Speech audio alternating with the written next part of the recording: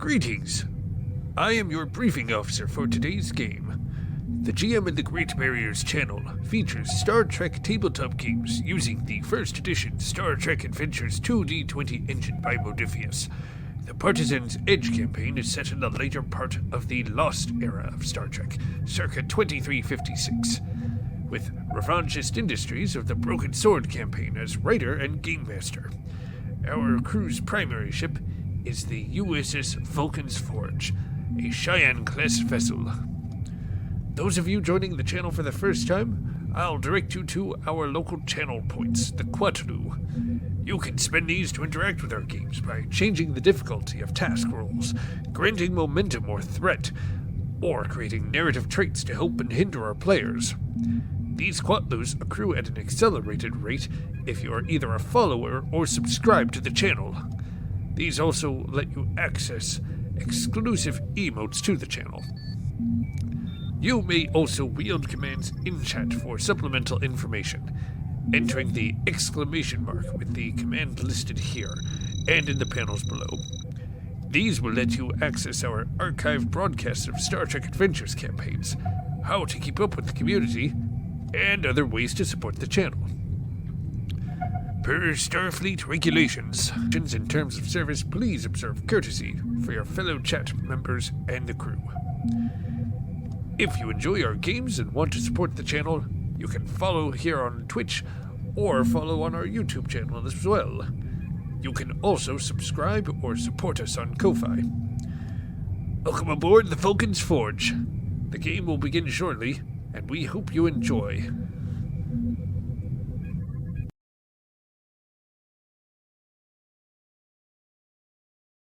Transferring to live. And I believe we are live now. Good evening, everyone. Welcome to Star Trek Adventures Partisan's Edge. I am your host and GM, Rev, who will be taking on the role of Starfleet Command as we venture into the stories and tales set in the tail end of the Lost Era. Before we get going, a few pieces of housekeeping. First of all, we would, as always, like to thank our kind streaming host, GM in the Great Barrier, for allowing us to use his channel while he is on hiatus to broadcast these adventures to all who are watching. Feel free to check out his Discord, GM in the Great Barrier. Lots of great people, lots of fun times there. Lots of memes. Also, if you are watching, you will note that there are channel points that can be spent for a variety of purposes, such as reminding your game master to take care of himself, because he is unlikely to do so unless reminded. But also more mechanical benefits, such as increasing or decreasing the difficulty, adding complications or advantages, or even, I believe there's a level which allows you to have a line read as an NPC. So feel free to watch, collect those stream points, and spend them. We already had one spend to decrease the difficulty, so we will look forward to when we are able to use that role. We'd like to also thank some friends of the stream. As always, we'd like to thank Joe, the OverlandGamer, who has been with us in one of our other campaigns, one that's currently on hiatus, Star Trek Adventures Broken Sword. He's got a Twitch channel himself, usually streaming some good stuff when he's able. Please check him out and give him your support. And lastly, we have our other streamer. We have Caligo. Caligo, what are you doing on your channel these days? Mostly just variety gaming. Excellent. Feel free to check him out. It's a great time. Always appreciated. All right. Tonight, we may be having a full cast. I'm still waiting to hear on one of our members. But we have Caligo as Captain Blackburn. We have Ray, if she's able to join us, as Commander Dyood. Sean as Lieutenant Commander Sakal, and Cheesy playing Lieutenant Baxtra. When last we left the Vulcan's Forge, they had just completed a rather tense mission after making it out towards their location of Starbase 211, where they'll be stationed at. They received a distress call from a Gorn scientist who was very far from home.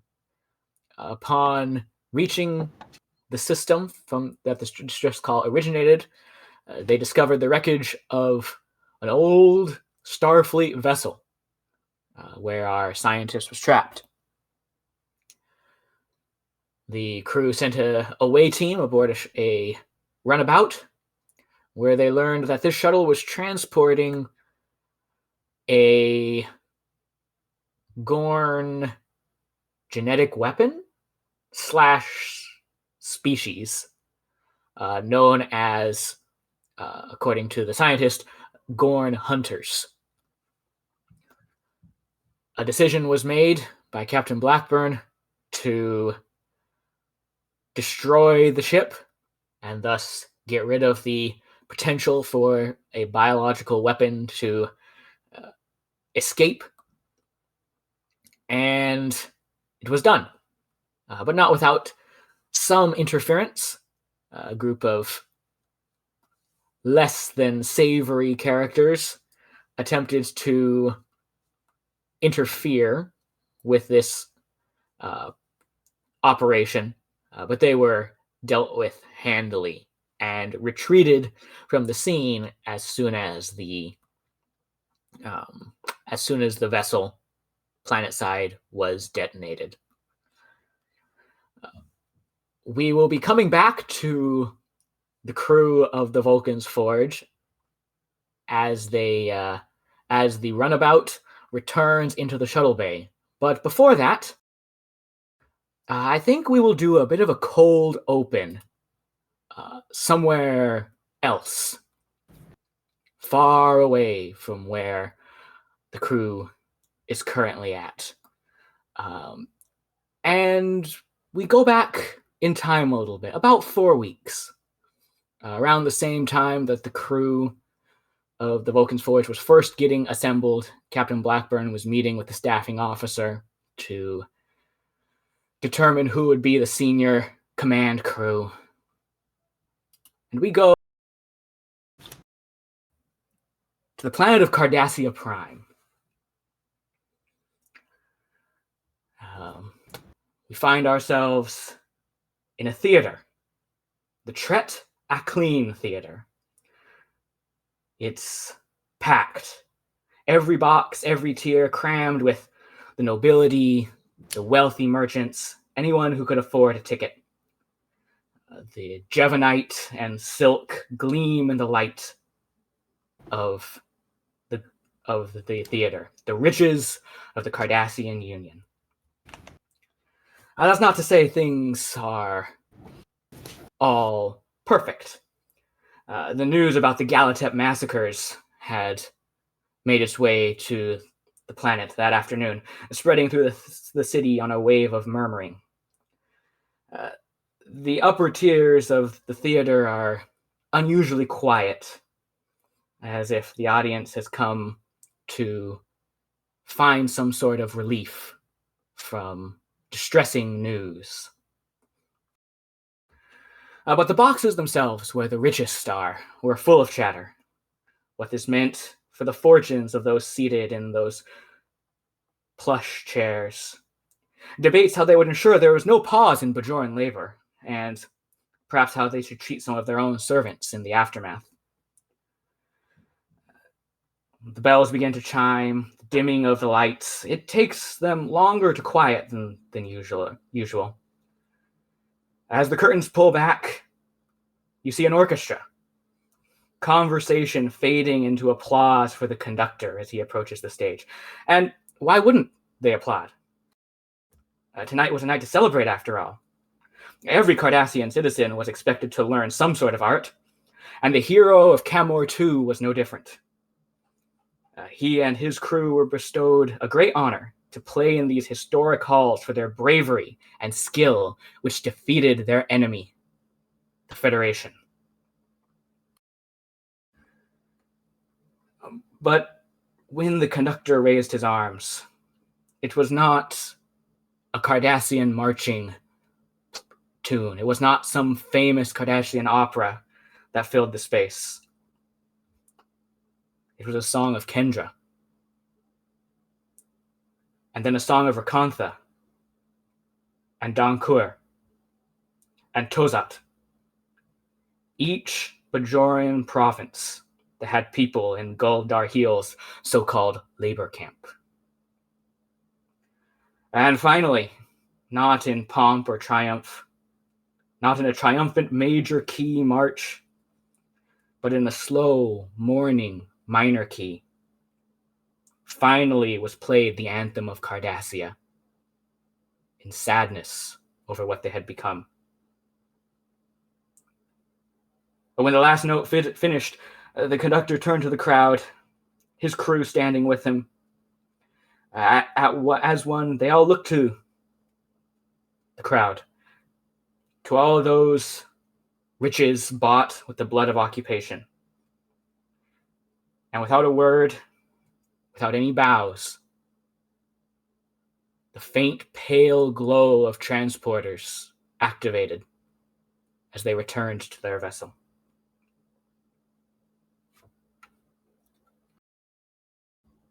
Aboard the ship,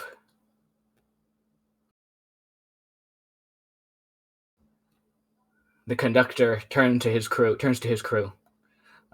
His second comes to him. You know, that was a bold move, and there will be consequences. The captain nods. Yes, but while the Union will not be pleased, there's little they can do. In the eyes of the people, I'm a war hero.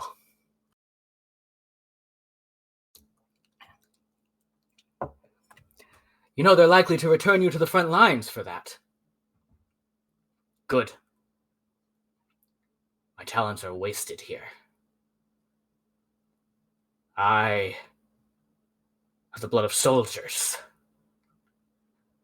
I'm here to end wars, not be caught in some political scheming of fat bureaucrats and the order.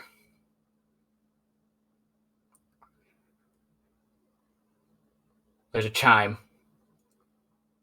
We have received new orders. We are to return to the front. I guess Tane didn't waste any time now, did he? Golgeron turns to his crew.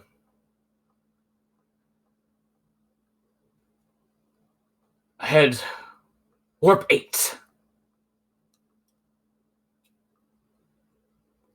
The Cardassian vessel turns from the glow of the homeworld, moves away at impulse until far enough out, and enters warp.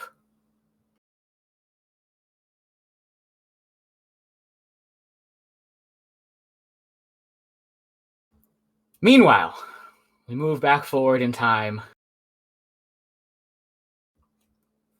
to the shuttle bay of the Vulcan's Forge. The Convalescence has just docked, and the members of the crew are leaving. I would imagine Sakal. Who do we have? We have Sakal. Oops, that's the wrong layer.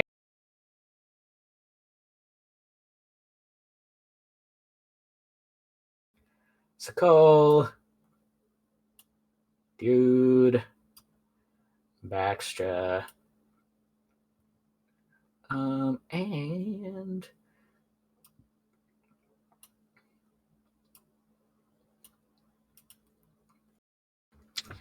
as they all disembark.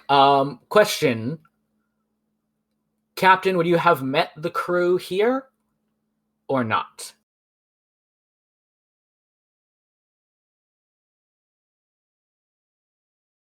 Run button. I would. Yes. All right. So go ahead and drop yourself in there as well, or if you'd like me to, I can. Wow. Perfect. The ship, the shuttle stops, the loading bay doors open, and everyone comes out.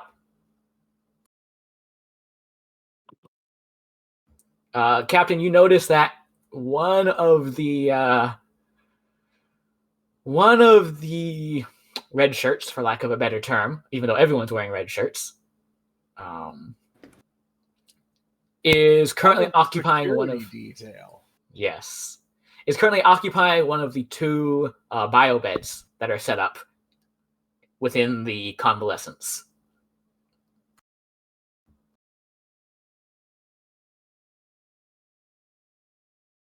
I, press on the comm badge. Get a medical team down to the docking bay. On my way.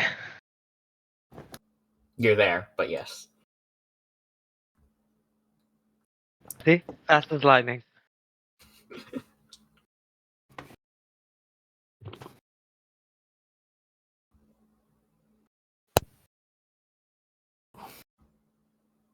I trust everything went all right. There were a few complications, Captain, but otherwise, the mission proceeded satisfactorily. I see.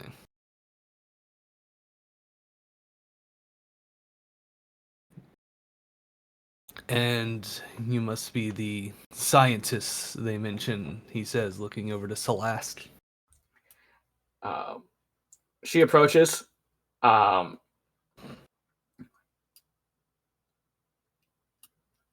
Steps forward a little bit. Actually, steps toward Lieutenant Commander Skull. That is correct. And as she does so, she places her hands in front of her toward Lieutenant Commander Skull. That is correct. And as of this moment, I surrender myself into Starfleet custody. I am in violation of the Treaty of Cestus. I have no excuse for my actions and will suffer whatever consequences it takes.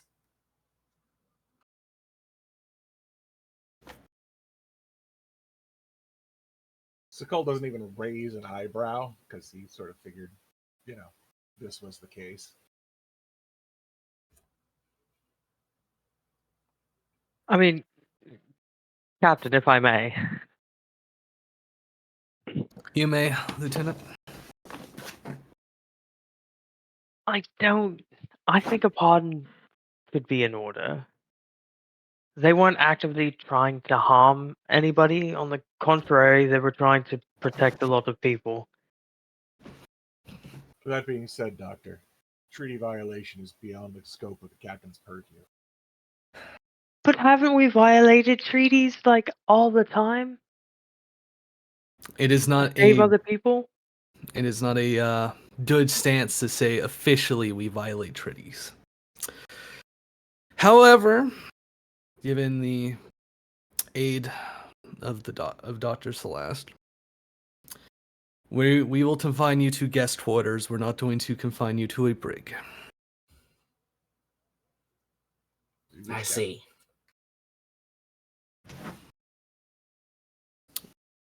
You'll be monitored, so do not think we are going light on you. I would not expect anything less.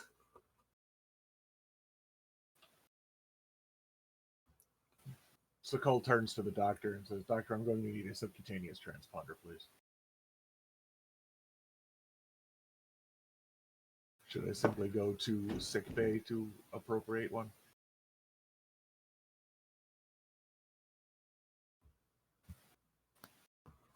Doctor?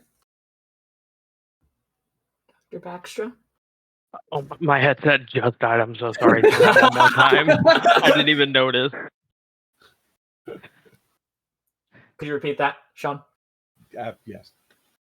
Doctor, I will require a subcutaneous transponder. Should I simply go to sickbay to appropriate one, or do you happen to have one within your medical kit?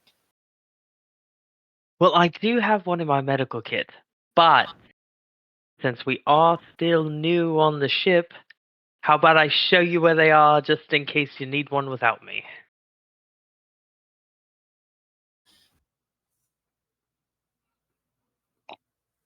That I seems would- to be a fairly inefficient use of time and resources, Doctor. Well, no. It's not just going to be that. I'm going to show you how everything is organized, and hopefully our friend would like to see my medical facility. See how Just- things work. Given the nature of the mission, it would probably I'm going to have you do a medical checkup for everyone who participated. Of course. So you can do it as a part of that, Sikol. As you wish, Captain. I will also give you the frequency of my own transponder and communications unit so that you can be sure that I am not sending or receiving messages without prior approval. As she brings out a data pad and hands it to you, Sikol. Your weapon as well, Doctor. Of course. And any She other hands that to you. And then any other electronic devices you happen to be carrying upon yourself? I believe the rest of them are within my supplies aboard your shuttle. TSA checkup. Yeah. Sure. Are you going to do a pat down, Sikol? No. Okay.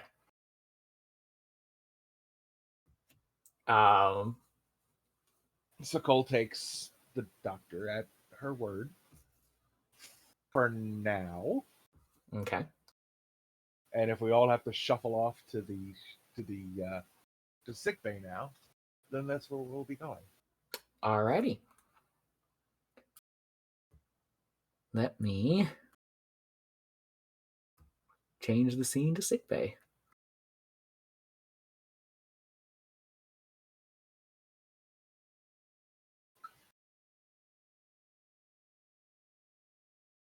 Captain, will you be following them to sickbay, or are you gonna start doing your reports? He's going to follow him mostly to get the Celeste tale of events. Walk and talk, as you will. Gotcha.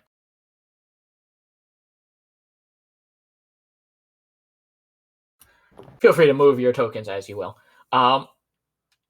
As you walk, she fills you in on why she came to deal with a old Gorn bioweapon that the vessel had aboard. The unexpected appearance of raiders of some sort, the fact that her ship was forced to leave, and everything that occurred. You get the sense that the attack that Sikol managed to handily take care of was not an isolated event, that there were at least one or two other attempts to board the vessel, all of which were repelled. And you also, she gives you her version of the events that occurred in the last couple episodes, where things were set to blow aboard the USS Majestic.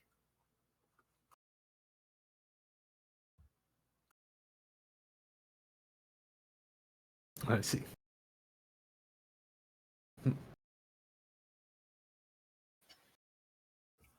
Do you have any particular questions for her, or?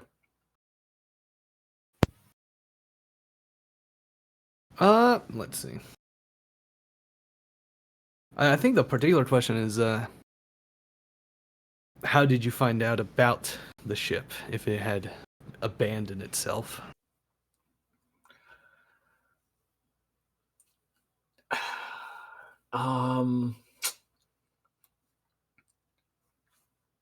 She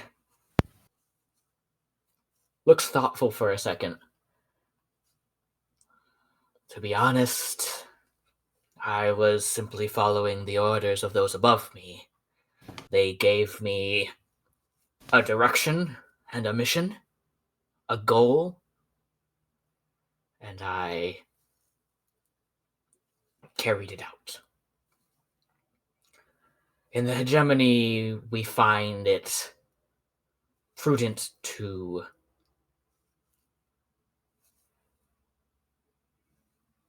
follow the chain of command. I see.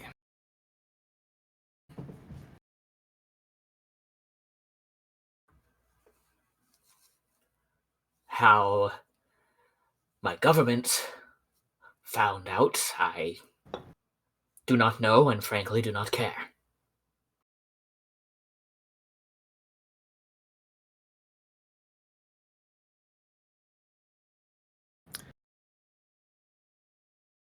I think in this instance, I will give you the benefit of the doubt.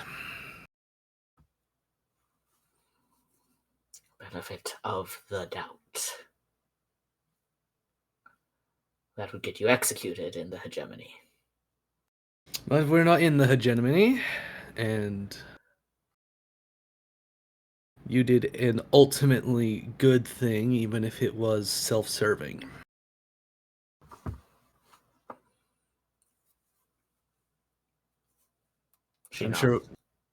I'm sure we can easily understand the type of devastation such a weapon could bring to a population center. Yes. It is something both our peoples know too well.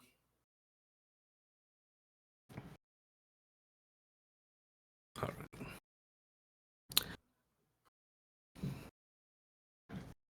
I'll leave the rest of you to fill out your mission reports. I will be making my reports to Starfleet.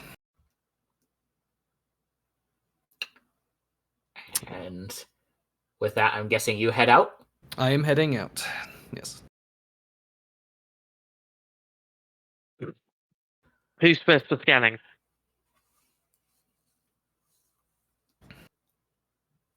What?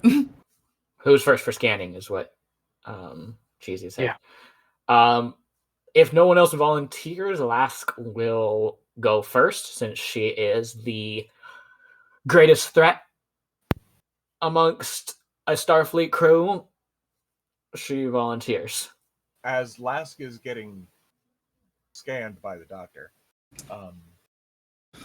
Sakal will surreptitiously scan her as well for any other technological devices she may be possibly. All right. Very good. Baxtra. Remember, it's trust but verify. Yep. I like it. Baxtra, could you roll me a... what is it? Reason in science? Oh, excuse me, reason in medicine. I almost had a heart attack. Sorry, no, reason in medicine. My bad. Would any of my focuses apply? Autopsy, genetics, neurology, infectious diseases. Yes. Yeah, your infectious diseases would definitely apply. A few of those would apply. I made sure nobody's pregnant. Yeah. The difficulty of this will be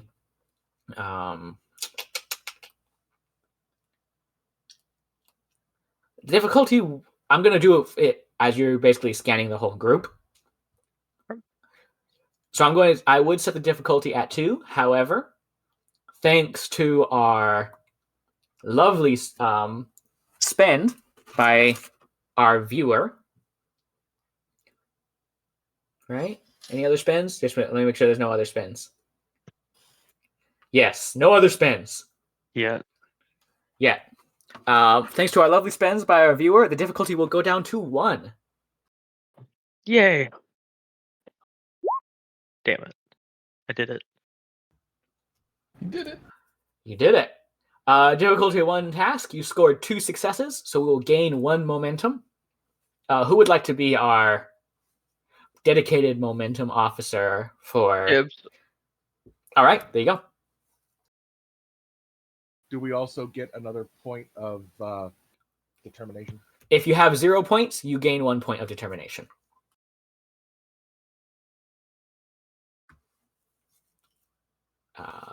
For anybody that is tapped out of determination. All right, and then Sakal, you're doing a scan of her as well? Yes. From, like, behind. Are you trying to keep it on the down low? Yes. Okay, then that is going to be a daring and security. Okay. Um, I would assume sensor operations focus would apply. That'll work. I'll allow it to apply. And the difficulty of this, I'm just going to set it at 1 because it's not like she is trying to oppose this.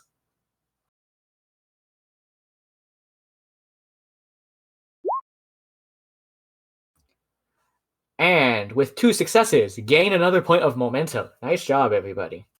Woohoo. All right, so we'll take this in order. We'll start with Lieutenant Baxtra. Nothing is standing out as you're scanning. No infectious diseases or anything like that. No baby-born parasites in anybody's bloodstream either, which is nice. You do note, now that you're able to actually compare biosigns with your databases here,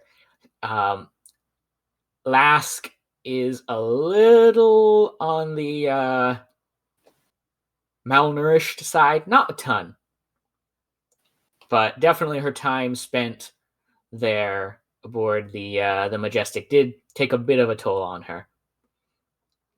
But nothing serious, nothing that's causing any major physiological damage. All right, so all of you are fine, except for you, Lask. But don't worry, nothing to be alarmed about. It's an easy fix. And he pulls out a data pad and basically writes a prescription for food. Here you are. Fill that immediately.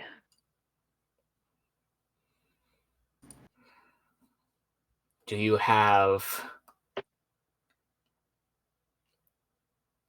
No, you don't have anything living here. I will have to replicate the matter, I would imagine. Unfortunately, yes. And before you go, I should also give you a vitamin booster. So that way you have all the nutrients you need on top of the food you're going to devour. Very well. Sakal, you do note no other pieces of electronic technology on her.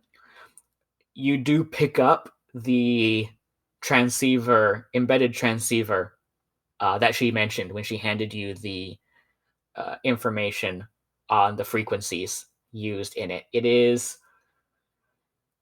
implanted into her brain, kind of. Into the brain stem or inside the brain cavity itself? Inside the brain cavity, not the brain stem. Removing it would be difficult, but not impossible. Okay. Shutting it down, you don't know what like shutting it down would do to her. Okay. But that is the only piece of additional technology that you scan from her. It isn't by any chance also explosive, is it? No. You're just not sure how hardwired it is into her what is that called? Oh, the word's escaping me. Nervous system. Okay. As in how much access she has to it. How much access she has to it, and how much is a part of her, and how much is it just a piece of technology that she has within her. Okay.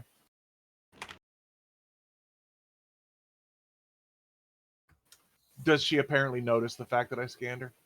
Nope. All right. She seems rather distracted, honestly. Could I tell by what? She's I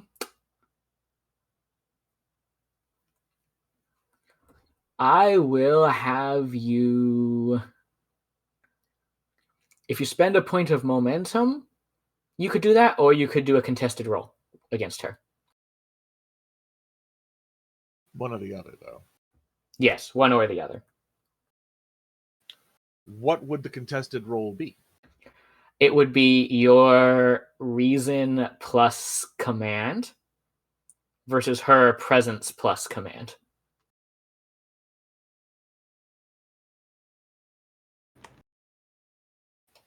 Okay, I'm going to spend the momentum. Okay. Because reason and command is a 12. I think her presence and command is a 12 as well. Oh, well, let's just skip the whole dice rolling option. It's actually an 11. Oh, So you would have had a shot, but yeah, but regardless. me and this dice roller. Yep. The dice roller does love you, Sean. That was definitely sarcasm. Yes.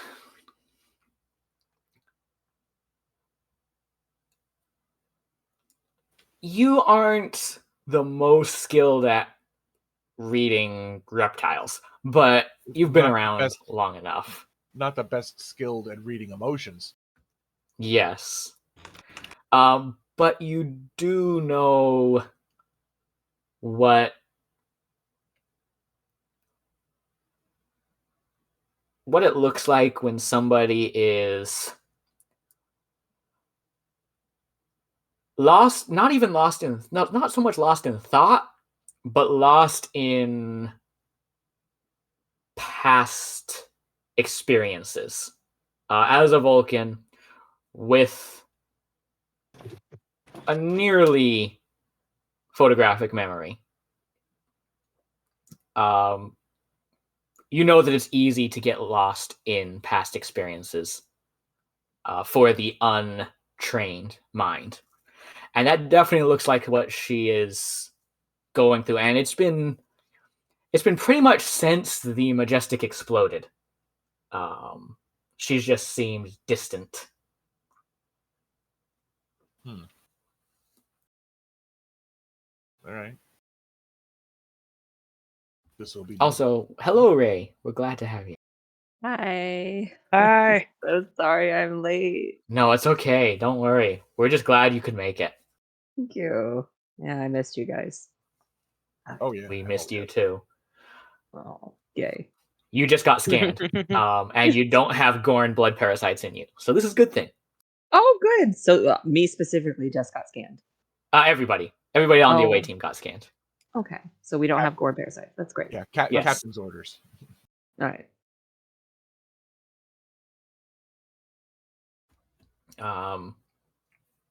But yeah, that's what you get. It's a call. All right. She is distracted by something. She may be overthinking her situation. Yes. All right. I will make a note of this. Very good. So you all, but everyone has a clean bill of health.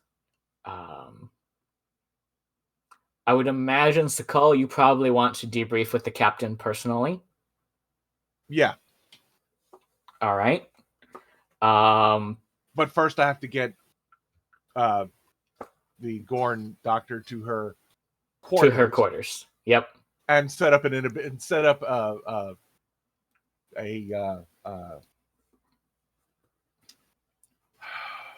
dampening field around the quarters, so no transmissions in and out Correct. through the device that I can't quite. You know what it does, you just don't know how tied into her central nervous system it is. Right. So to keep any signals from going in or out, dampening field around the room. Yep. So I would imagine you probably head off to escort our guest to her quarters. Yep. And I will try to find quarters that are sized appropriately. Yeah. Wouldn't want to be that big of a dick. Correct. Commander Dyood, is there anything you are doing after you've gotten a clean bill of health? Commander Dyood is going to go speak with the captain as well. And not at all because I don't know what's going on. Okay, very good. He's following the captain. So you also head out, and just as quickly as your sickbay was filled with people, Lieutenant Baxtra, it is once again empty. Oh, and sorry, before we left, I Mhm. did have the doctor apply the subcutaneous transponder. Yeah, that's fine. You're in main sickbay. Empty. +1 guy.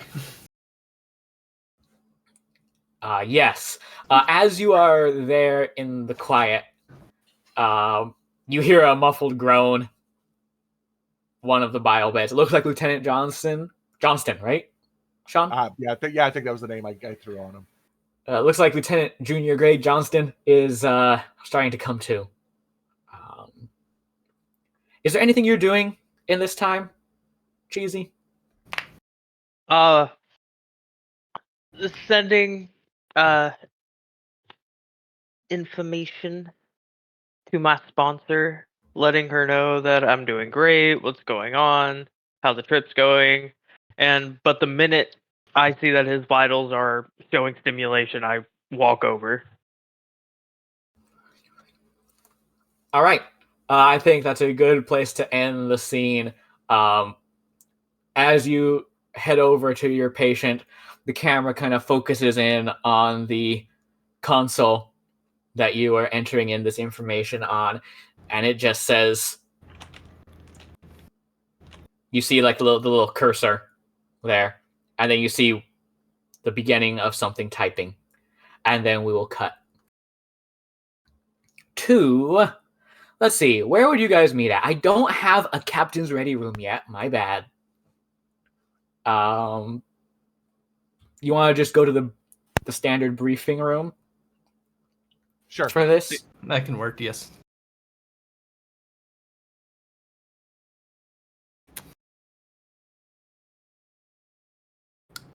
And let's get, we have Dyood, we have Skull, we have the captain. Would you have had anybody else come into this briefing? No, we are short of heads of departments, so hopefully that'll be fixed. Hopefully that'll be fixed soon. All right. So the three of you sit at this mostly vacant table, perhaps kind of realizing just how vacant it is, as you are here to debrief from the mission. The floor is y'all's. All right. All right, Lieutenant Commander, is there anything you'd like to add that may have not been mentioned so far in regards to the situation you face down there? I have several concerns, Captain, considering the nature of the personnel who were attempting to take control of the ship.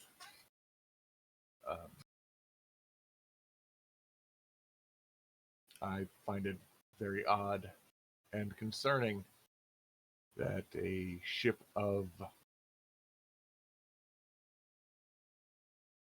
I would hesitate to use the word pirates, but that may be the most appropriate appellation to bestow upon them. My question is, how did they know the ship was there? Why were they trying to gain access to the ship? And I still question the Gorn doctor's sources of information and motivations. Understandable. I have a possible answer to the nature of our pirate guest. Because while you were on your away mission, I was contacted by an Orion woman who was interested in getting salvage. I'm not sure if she knew what was actually on the ship or not. What was exactly on there, but she at least knew there was a ship down there.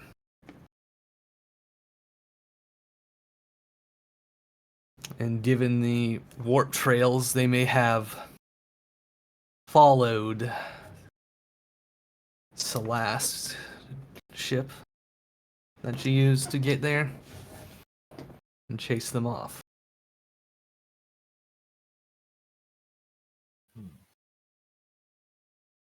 So you're saying this was entirely coincidental? Hard to know, but they may have found out about the ship from whoever the Dorn found out about it.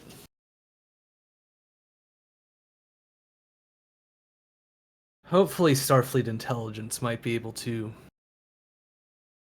ascertain some better sources.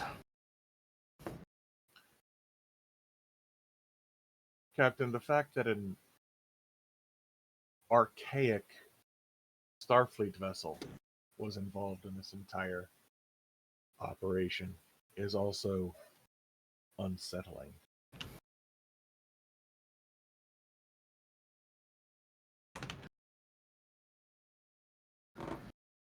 Mm. And it is my opinion that Starfleet intelligence may be of less assistance than one would hope for. I see. Did you collect the vessel's black box? I was able to take the data recorder out of the disaster beacon. It was the only way I could access those particular files in a speedily fashion. Let's see if we can use any of the information there to trace back how that ship got there and where it went. Reverse check its, cross-reference its serial number. As you wish, sir. That was my plan. Good.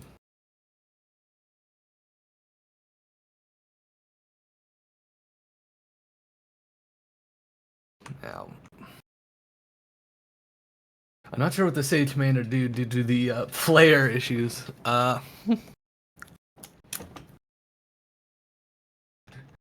Is Rev there? That's our dear friend. Yes, I am. Yes. Commander Dyood stands in the corner awkwardly. Would you like me to fill you in on what happened while you were gone? Right? Possibly, but not during game. I'll figure it out later. Just keep going. Well, no, I can just kind of hand wave the brief mission report. Okay. part of it, because nobody wants to go through the boring minutia of a mission report. I think Dyood would actually love to do that, but he was not Yeah, cognitive or of the thing. he was busy. He was busy in the He background. was beating It was- bird seeds. He did do some stuff. Exactly. I will some have to good catch stuff, up. some bad stuff. Oh, what was the bad stuff? He forgot to encrypt the communication to the ship. No. But that was because of some points of what's it called? Some complications that showed up. Character assassination. It was a complication, and I had You to are take care of making it. my boy incompetent, and he is not incompetent. No, but I did discover what his family name is. What is it? Wannacracker. No, it's not. No, I did not do that. Don't worry. Don't worry, Ray. I did not do that. But Dyood It's- Wannacracker is pretty good. Sorry, That go is- ahead. Essentially, as you kind of go through the paperwork side of things, the away team docked at the Majestic, rendezvoused with the Gorn researcher, discovered the genetic Gorn bioweapon that was on board, and given the option between re-freezing it, essentially putting it back into stasis, and destroying it, the decision from the captain was to destroy the life forms that made up this bioweapon. Yeah, as you And should. so the ship was blown up. As it should have been. But yeah, there you go. That's the cliff notes. Thank you. All right, I'm going to back on mute. All right. Unless there's anything else anyone needs to say before they start heading off, and Captain Blackburn has to do his debrief with Starfleet Command. Yeah, that'll be fun. Oh yeah. Talk to the boss. See, that's why I didn't pick captain this time. Because playing Tabak, you're your own house Yeah. house head. You don't have to deal with anybody else. Except the wife. Yeah, the wifey is always there. Mhm. You haven't seen your wife in like 4 years, you bitch. There was a whole season arc where he visited the wifey. I know, but like after like 4 years. Also, SCOM's technician, if you are there, we have a bot in the stream channel. Just as a heads up. Please have it Unleash the executed. moopsie upon them. That phases to slaughter. All right. Update. Yes. Hello? Hello? Yes. Okay. All right, then. If that's the case, Commander Dyood and Lieutenant Sakal are dismissed. And Captain Blackburn, you contact Starfleet Command. And send in the mission report. Yep. You send it in, and maybe like 5 minutes later, you hear, Captain, you have a communication incoming from Starfleet Command. I'll take it in my ready room. Thank you for that. I hate you.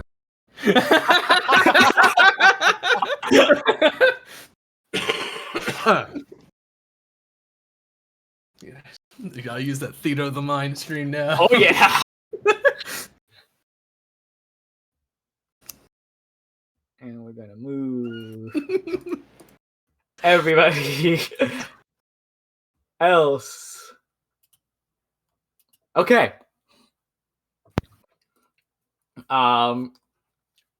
You connect in Starfleet Command. Some older admiral. You would remember his name if you had ever met him before.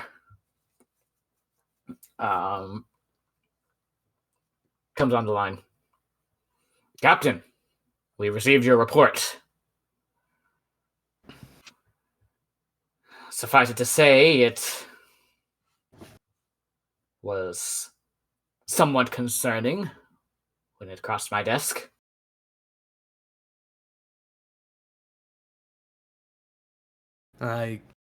It was not exactly a planned excursion. A lot of things happened that we were unexpecting. Seems I owe you an apology, Captain Blackburn. I was quite against the Vulcan's Forge leaving space dock early, but based off of this report, it seems it was the right decision.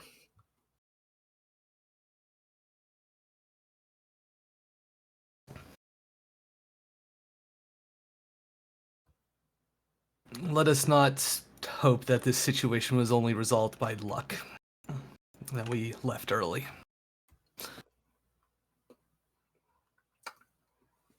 These days, we can use any hope we can find, whether it's luck, reason.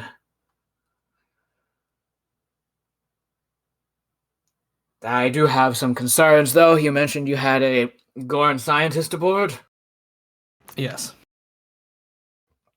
Tread carefully with that one, Captain.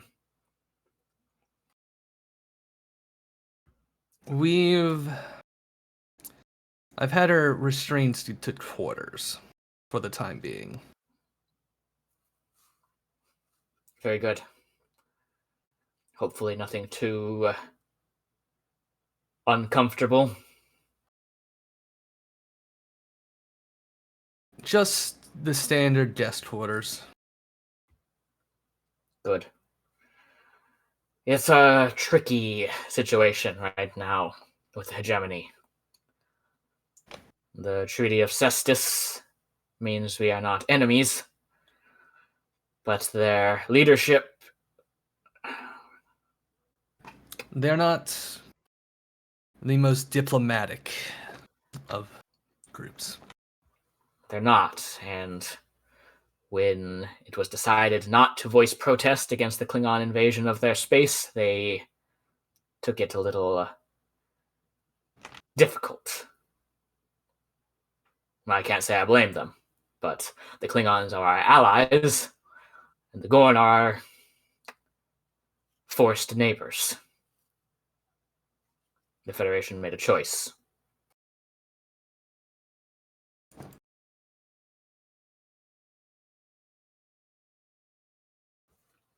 Do you have any specific orders for me to follow through with her? I intend to hand her over to Starfleet Security when we get the Starbase 211. That should be good. We'll try to handle the diplomatic fallout if there is any. Keep her well treated. Obviously, don't let her do whatever it is that she wants, but if she's under guard... I will keep her comfortable but observed. I think that would be sufficient. And, Captain, just make sure that none of your crew decide they want to react negatively to a 8-foot-tall reptile aboard your ship.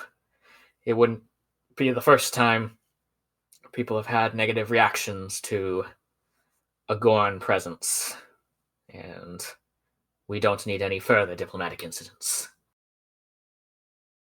I intend to make sure that my crew act professionally. I would expect nothing less.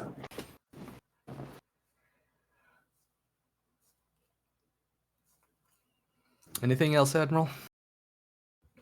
Not for now. I'm sure I'll have more paperwork for you to take care of soon, but once I do, I'll send it your way. Wait, there's one thing to mention. I almost forgot. Oh. By all means, go ahead. This is a secure channel. The pirates scavengers, whatever we wish to officially call them. They were communicating to us through Federation News Network buoys. So I think the security on them needs to be revised.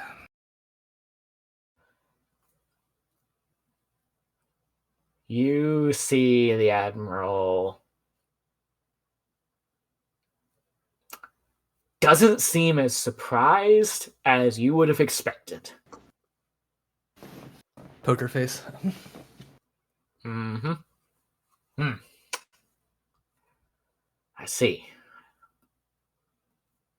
I can't say that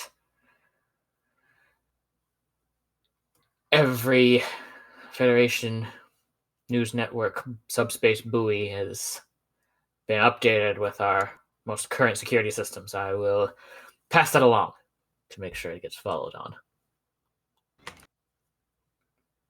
Anything else? That is all, Admiral. Very good. Dismissed. And choop, the thing on what's it? The connection. The connection is severed. All right. Captain Blackburn, is there anything else you need to do? You would like to do? I think I am good for the moment. Okay. So at this point, I will open it up to the crew. Does anybody have any particular scenes or things that they would like to do?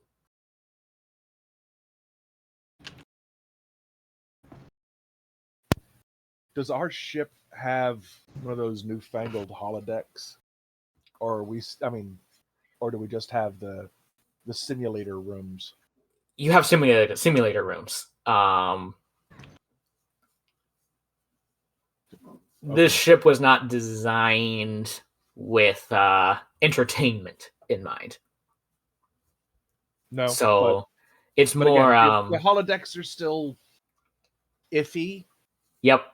They're like, the next step from the simulator rooms. Yeah. So you have simulator rooms here. Okay.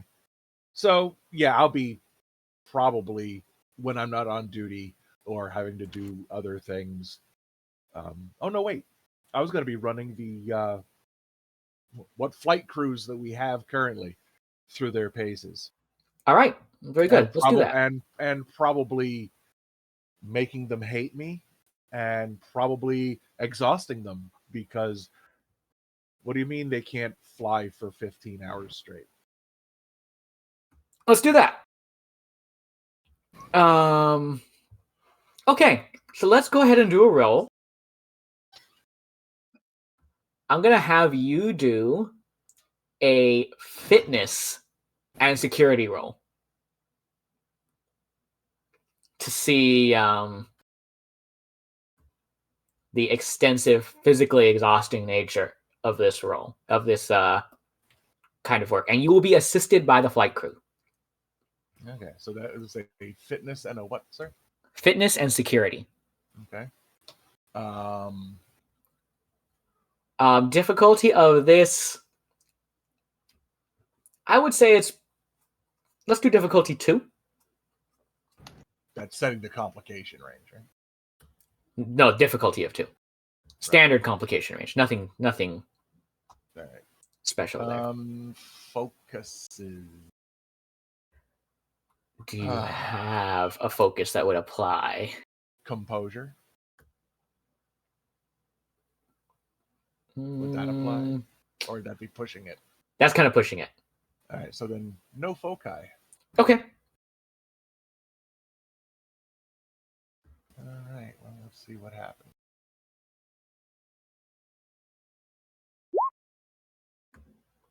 Okay. And I need 15s. Nothing. Let's see what those rolls are real quick. That's 18? They're both 18s. 2 18s. Nice. Wow. And because of that, there is not a success scored, so the assistants would also not apply. As you... Wait a minute, Oh, yeah. Go ahead. because I have my point of determination. You do. And I think I'm going to spend that. Okay. What is your value you are tapping? I will always defend the Federation. I like it. So what would you like to do for that? Technically, it would just be... At this point, it would just be a reroll. However, because this is a bottle episode, I'm willing to let you retroactively make that you spent it on automatic critical if you would like. Let's do it that way. Yeah. Okay. There's no real stakes here, so I'm okay bending the rules a little bit. We're here to have fun, right? Yeah. Mm-hmm. All right, so that means you will be assisted. Not everything needs a die roll. Exactly.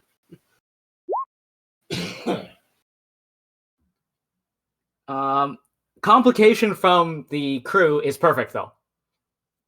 Oh, great. No, that's perfect, actually. It actually is. No, like, story-wise, that is perfect. So you succeed on the roll. I'm tired, boss. This is day... how many days have you been drilling the crew on this now? Again, this is just the flight crew. Yes, the flight crew. How many days has this been the flight now? deck and the flight deck crew. Yep. How many more days do we have until we get back? I say about 11? I say about a week left. A week. Okay. That's where we picked up. So Okay. from Then it would have been I would have at this point it would have been 3 days of grueling work. day one, it was rough. Real rough to get everybody like going. You are trying to rewrite the book on Starfleet military tactics. Mm-hmm. And combat protocols. And while your crew is, while the flight crew is well trained, they're not combat pilots. Not yet. Not yet. Day one was rough. Day two, some people started to hit their stride.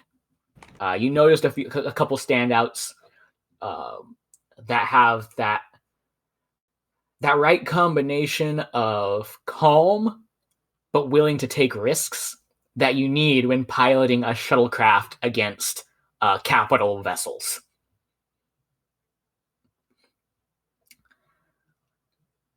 Day three,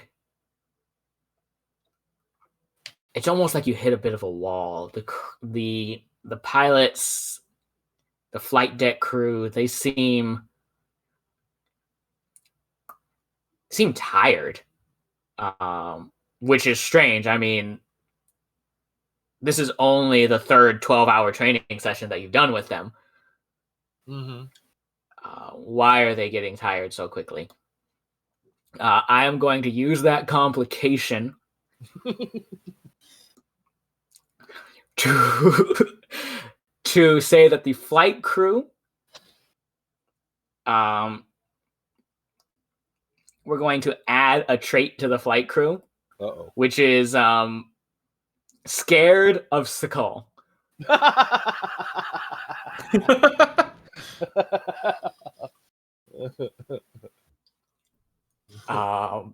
Is it better to be loved or hated?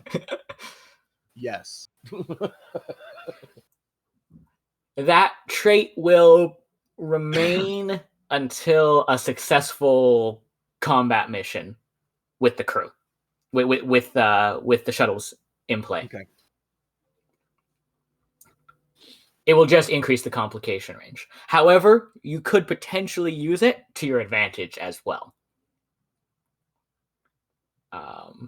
Since they are definitely, for someone who is so calm, he definitely works his crew ragged. Yeah. It's about 8 hours into day three. And the flight deck officer has been working with you, and she's able to keep up with you. This is the. Wait, this is the- not the AR. Is it? This is the ANR, yeah. Okay.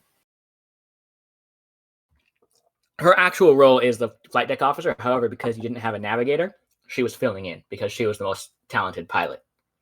Understood.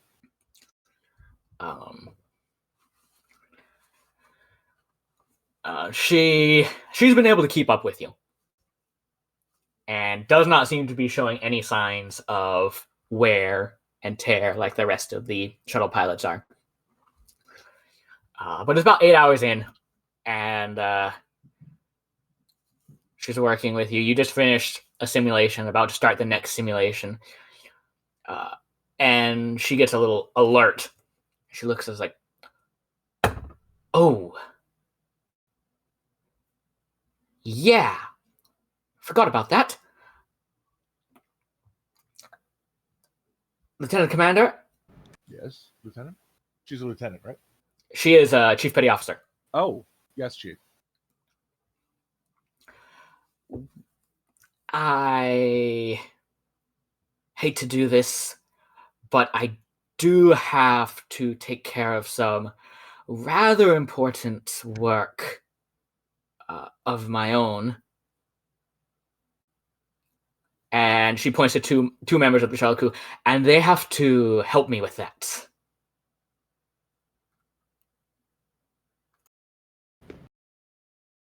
And the nature of this assignment is?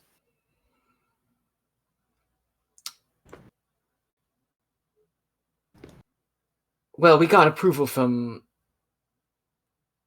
Captain Blackburn to start working up the competition to Starbase 211.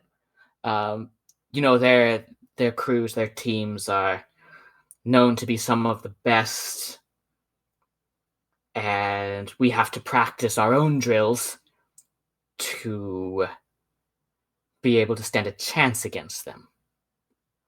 To what exactly are you referring, Chief? The 211 Maulers, their Parisi Square team.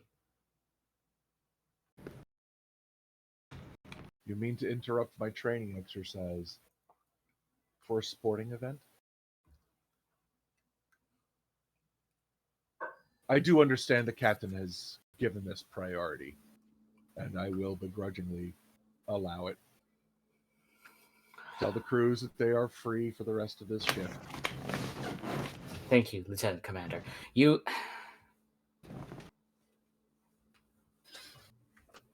Permission to speak freely, sir? Please. You pick the best, and quite frankly, I'm very impressed by what our crews are able to pull together in such a limited time. But these There are is kids. an unspoken but in that statement, Chief. But these are kids. And they're going to be going into a war. And if they don't have distractions, they don't have things like their sporting events, their little parties and whatnot, it's going to break them.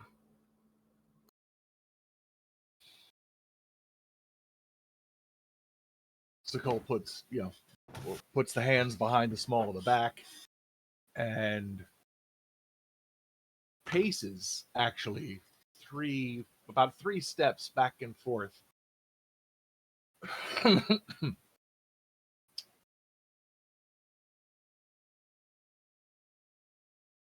Chief, I have served in Starfleet for 5 decades and still fail to occasionally understand the limitations and necessities of my human shipmates.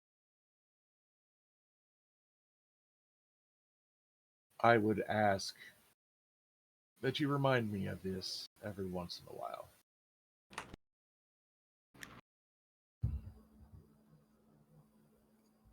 Tell them to enjoy themselves, to relax, and I believe the expression is beat the pants off of them. You see the corners of a smile pull up on her face. You know, sir, there's always room for more on the team.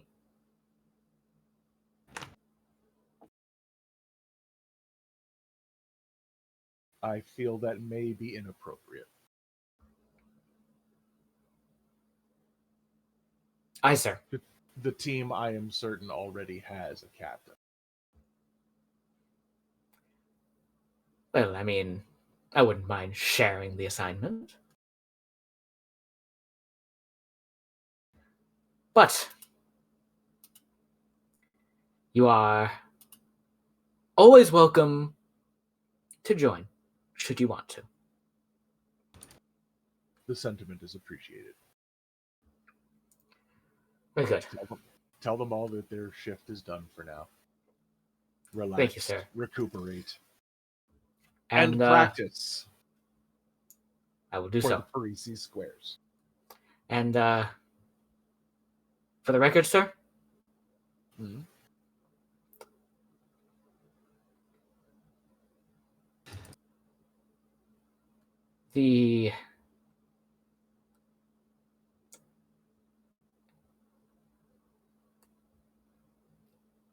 some people had some doubts about you joining this crew.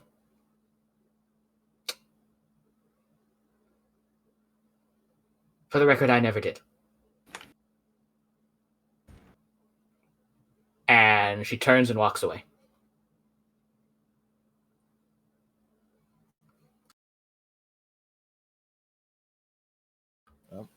I'm going to need some tea before I head back to the simulator room, because there's a battle that I need to run a couple of simulations on myself at different times. As you do, I'd imagine you've kind of been running some searches and stuff about the Majestic and all that kind of stuff, kind of in the background, letting the computer chew away at that, or Actually, no, I hadn't started that, but that is a brilliant idea that I should have done. let's say you did that. I'm good with saying you did that. All right. You're a smart guy.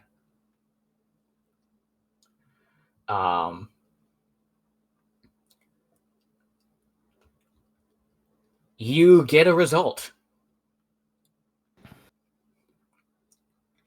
You get a contact. Someone in Starfleet Intelligence. The head of the Historical Records Department of Starfleet Intelligence. I've got the guy in charge of the archives Yes. at Starfleet Intelligence. Well, you got a guy who's the Historical Records Department, Starfleet Intelligence. You get a contact. You at least have a name now that you can follow up on and perhaps get some more information from.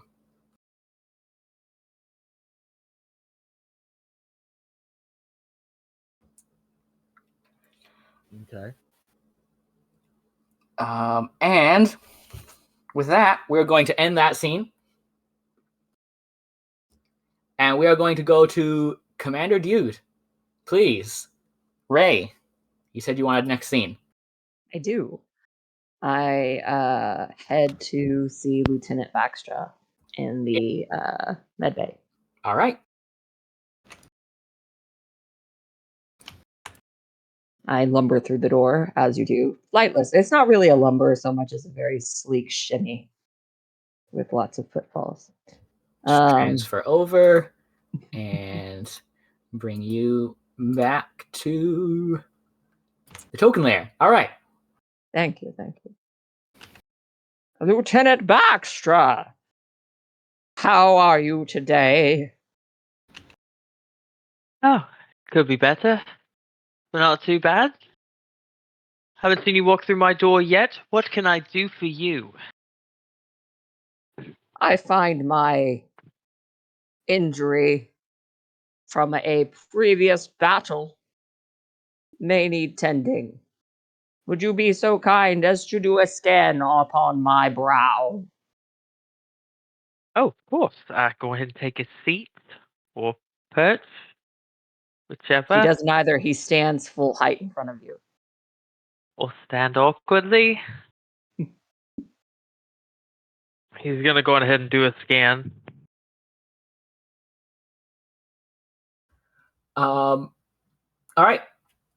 Reason and medicine. Difficulty 0. Let's just generate some momentum here. Do it. One of your focuses applies, I'm sure.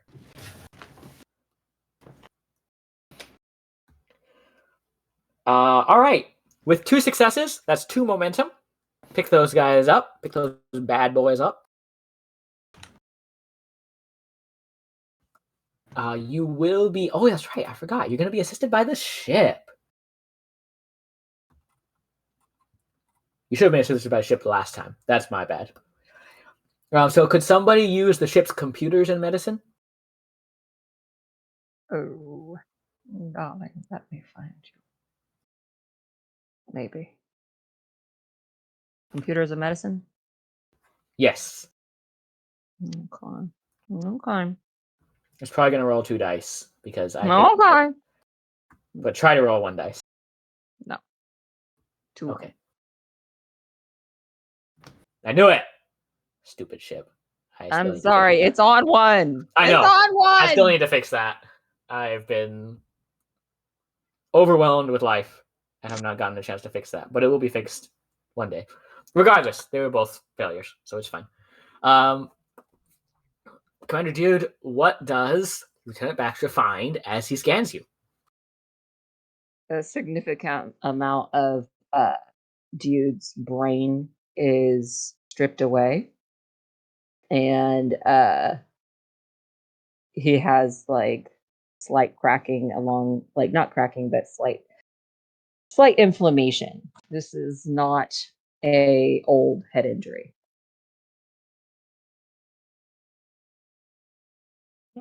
I mean, no, it's kind of bad, but yes, you have no idea how lucky you are. You found the best neurologist Starfleet can buy. That is my specialty. You have inflammation. I'm seeing a little bit of debris. You've definitely had a really bad head injury. I was informed. He looks away. Is any medicine I need to imbibe? Well, I'm going to put it very, very straightforward and simple because that seems like the kind of guy you are. You may need surgery to reduce the inflammation He and waves to the feathered repair. hand at you. I've had surgery. I need no more. The Squall Naval Fleet is the best when it comes to brain surgeons. Yeah, see, those two don't go Lieutenant Baxtra, together. you know that's a damn lie. You see, those two don't even go together. You see, Navy is both. You need neurosurgeons. We had a neurosurgeon on deck. I'm not just saying our crew fiddled about. Well, how old was your neurosurgeon? Hard to say. But he was highly recommended and highly sought after within our ranks. The man could wield, for sure, whether it's scalpel or talon. Now, you see, Regardless, I need not your work. I simply need medicine. there is not much that medicine will be able to do for this. It will reduce the symptoms very little. I highly suggest letting me operate. It is not healthy, and I trust me. This is what I went to school for. This is my whole specialty. I may be a combat medic, but on the top of the charts, I'm a neurosurgeon. Your head is not okay. It is functional. Although, he closes his eyes. This past mission was quite foggy for me. I will concede. I've already forgotten the majority of what was spoken. I will consider. In the meantime, I expect you to adhere to patient-doctor confidentiality.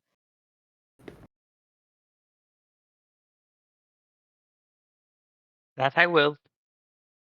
But the minute, look at me, the minute, the second, the millisecond, I see that it becomes a hindrance to the crew and to a mission, I will take you off of your post, put you on the bed, and perform surgery. Do you understand? He's holding something like in his mouth, like he's tasting words, and decides best to swallow them. I will consider this. Kindness. Thank you, Doctor. And with that, he leaves.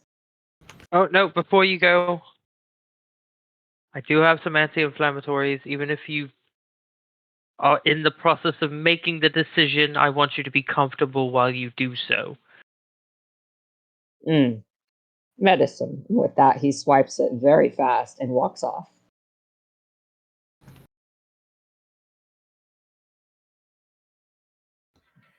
Commander Dyood, as you leave, the door opens and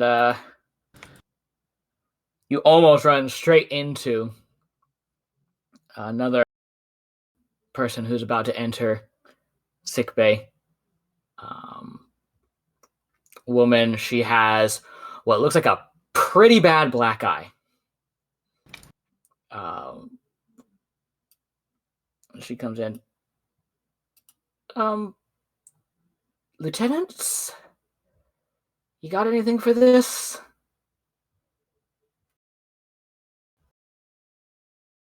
What did you do? I got in a fight with a woman twice my size.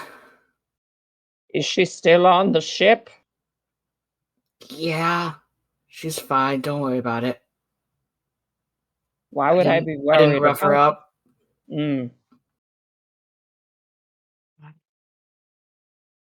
Shall we move her off ship? No. It's all right. It was my fault, really. And what have you done?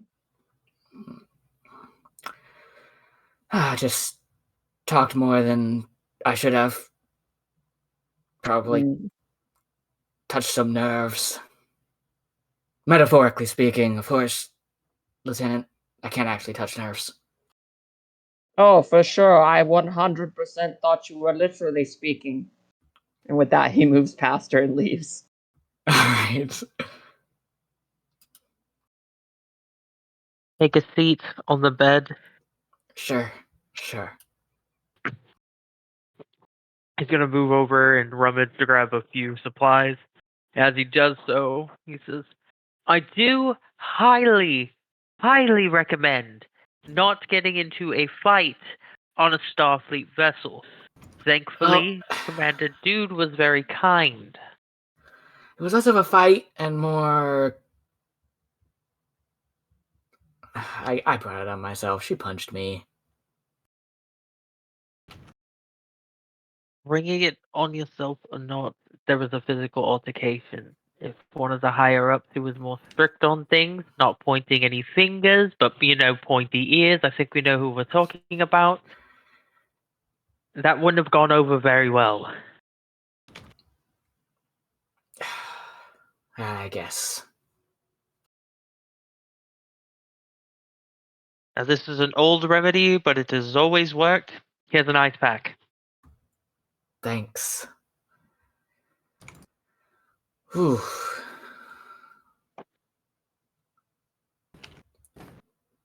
Man. I would appreciate if you kept this to yourself. I don't want to cause any incidents. You know, if I had a bar of gold Claret platinum for each time somebody said, keep this a secret today, I'd have 2, which isn't a lot. But man, it's weird it's happened twice. Listen, I was just trying to visit an old friend's daughter, and things might have gotten a little more heated than I expected.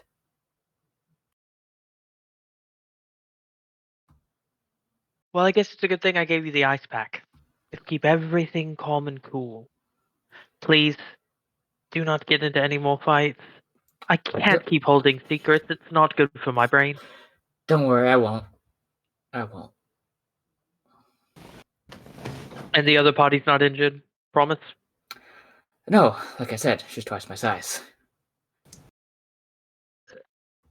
And I Who kind is of just took twice the your hit. size on the ship? I can think of at least one person.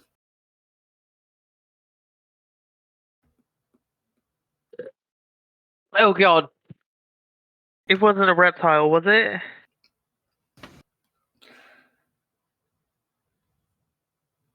Do you want to have to keep more secrets? Second advice. If you want to keep your throat connected to your whole neck area, don't mess with that specific particular person. I don't plan on it. Don't worry. Okay, good. You should She be made fine. her intentions quite clear, and I can't blame her. Well, you should be good to go if you start losing any sight in the eye or things start to get blurry, or if you start to lose balance, please come see me straight away. I'll do that, Doc. Thanks. You're a good doctor, Lieutenant. I've been doing it for 3/4 of my life. Thank you. I do try. Well, I should go rest. I have a shift at the bar soon. I don't want to let anybody down. I think the crew's celebrating Lieutenant Johnson coming back to active duty. I think you're to thank for that. Oh no. His body? Pristine condition. Let me tell you, he has a perfect vitamin count, an amazing red blood cell count. Most of the healing was done by his own body. Interesting.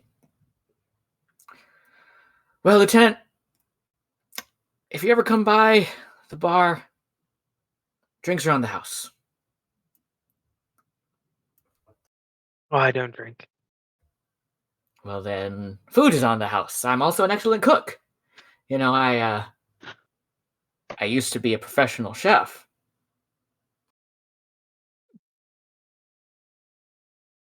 And now you're here. Mm-hmm. I guess we got lucky. Not many vessels that I hear about have personal chefs on their roster.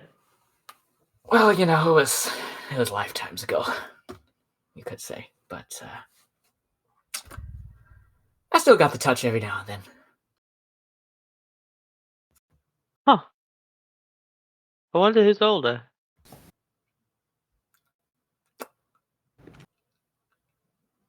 You know, at the end of the day, I don't think it really matters. All that matters is that however long you got, you're living it to your best. Because you never know when it might end. Especially now, more than ever. Don't be so glum. Ah, Yes. I'm not glum. War may be on the front, but I have a really good feeling about this crew. Everybody's exactly where they need to be. It feels right. I can't explain it, but it feels right. Well, if the doctor had anything to go by, I think this crew, you might just make it. Absolutely. All right. You rest, then Ba. Aye, sir. Ah. And she gets up to leave, heads back out the door.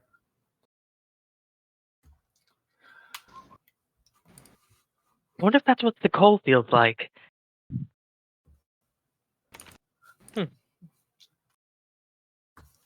Go back to getting everything situated, fixed up, and where it needs to be before heading to the next station. As you are pondering that, you do get a transmission alert coming from aboard ship. It seems like the other party of this kerfuffle is trying to contact you. I walk into my back room and I put it on my little screen. All right. This is Baxtra. Doctor, how are you doing? Well, I have a bird with a very weird head. Crewmate just got into a fight. Oh, and yeah, bioweapons on a Starfleet vessel. That's a thing.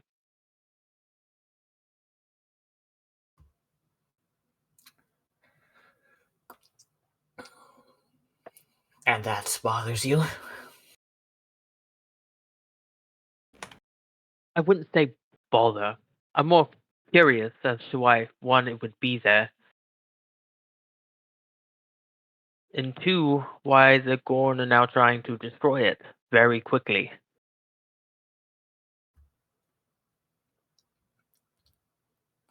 I know you were unhappy with the solution presented. I follow the captain's orders to the T. That's Starfleet rules.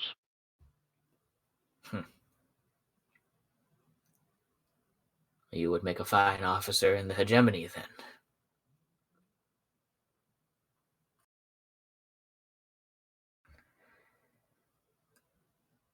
Even though I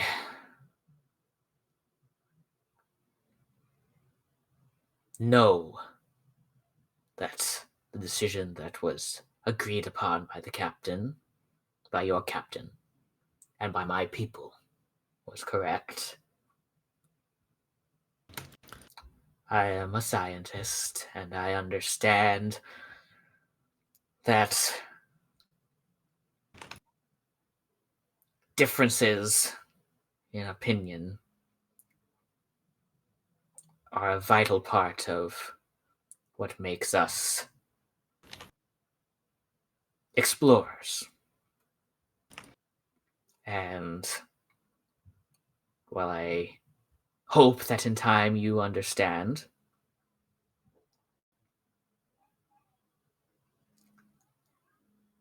I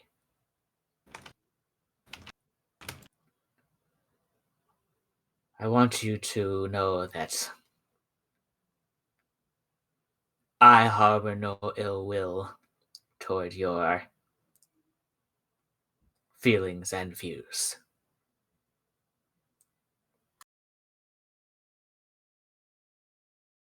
Well, right and wrong aside, the reason I sent you the information was more on the lines of, did you get the report on us getting attacked?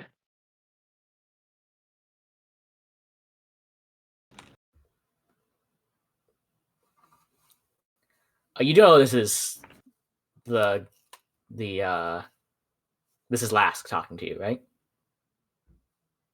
Laugh. The Gorn. Oh, yes, I do know now. Okay. Well, the only thing that we can do is move on, make sure it never happens again,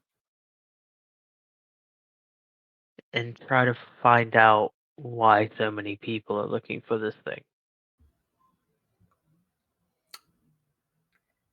I can only hope that this was the last of the plague.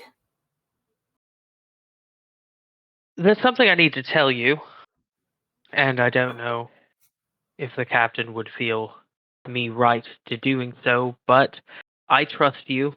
You don't produce any harm. I don't know exactly what part your virus plays in the grand scheme of things, but before we departed, I don't know if you've heard from any of the talking crew members, but we departed earlier than we were supposed to. The reason behind this was we were contacted by a specific type of entity. I was just typing this, but I'm just going to say this: that communications with the prisoner are going to be monitored, and when they start going where they ought not to, the connection will be severed. This is good to know. Have we reached that point? Yes. Okay. As soon as you say that, before the we were contacted by click. yep, the line goes dead.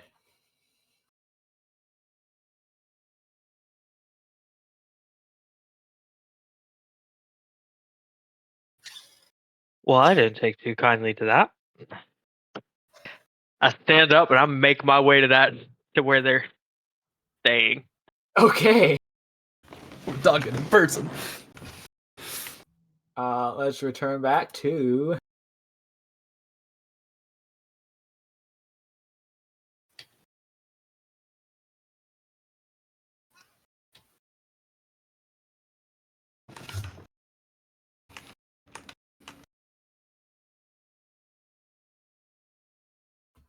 as you start heading toward the corner. Sakul, would you be waiting for whoever shows up here? Knowing the doctor, I there would be an emotional response to this. So yeah, Okay. and it's not just going to be me; it's going to be more security personnel. Yes.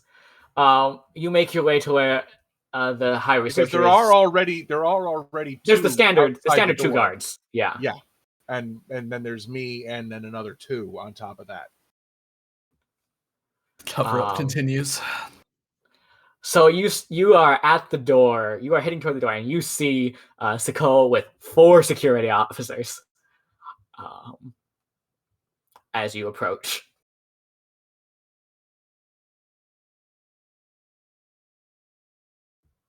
Oh my. Didn't know we had a high priority politician in that room. Doctor, I would advise you to limit your communications with our guests.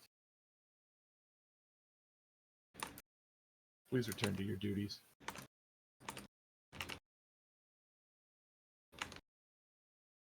I don't feel like these are all part of my duty. Doctor, return to sickbay before I am forced to make an official report on this conduct.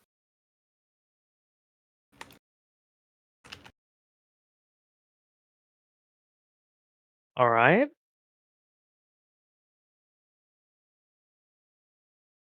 Is there a specific reason you don't want me to talk about this with them?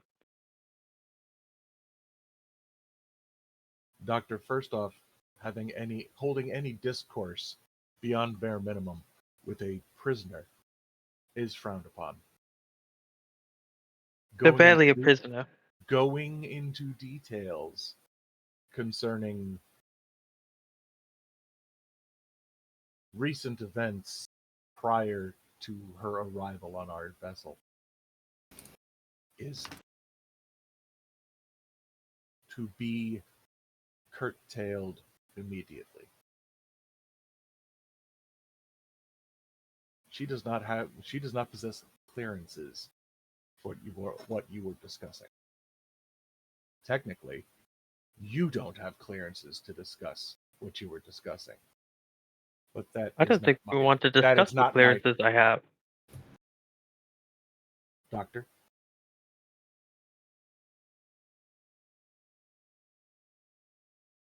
This conversation is over. Your access to the prisoner is now restricted.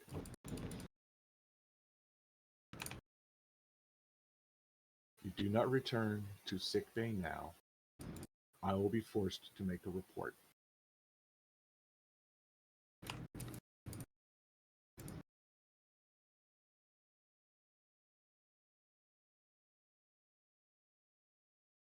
All right. That's perfectly fine.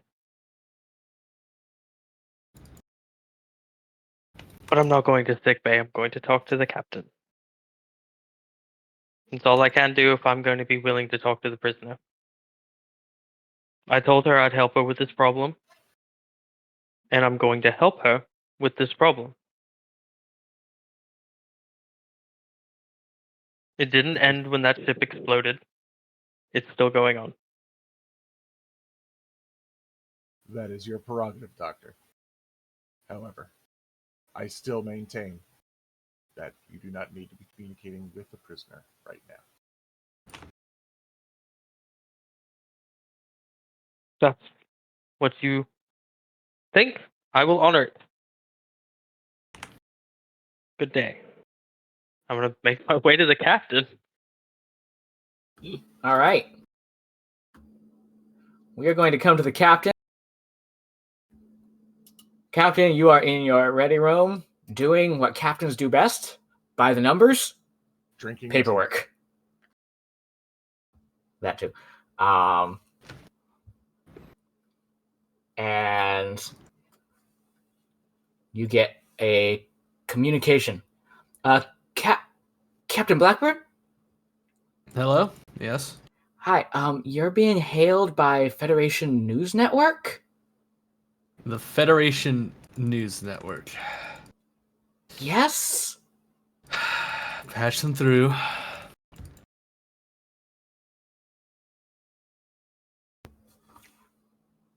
Oh, how lovely. Well, this is awkward. You can say that again. Listen, honey, you and I might have gotten off on the wrong foot. I'm not trying to ruffle any problems here.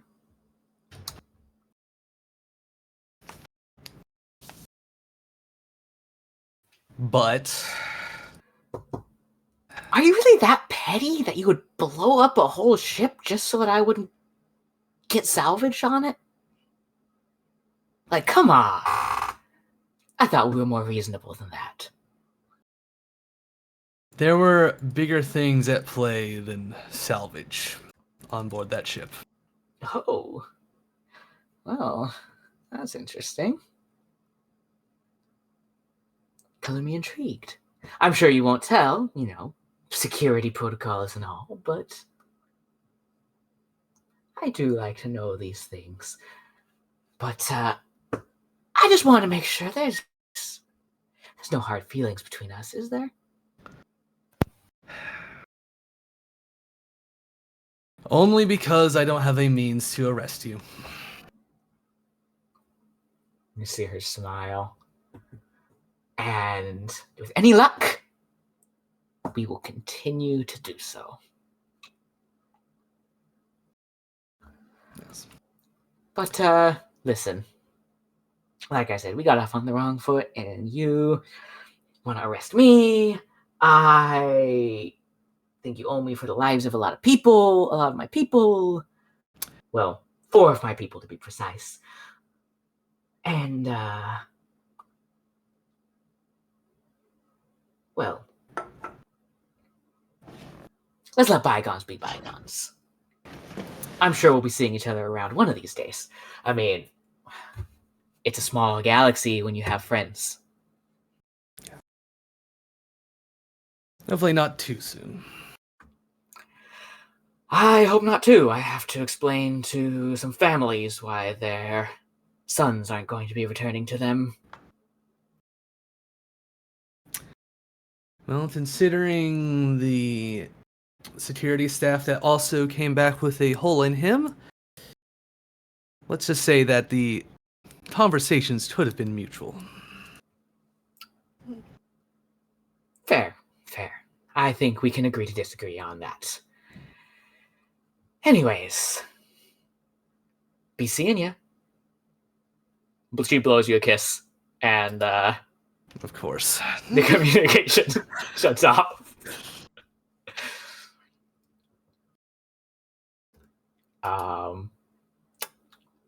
And Lieutenant Baxtra, you are coming in.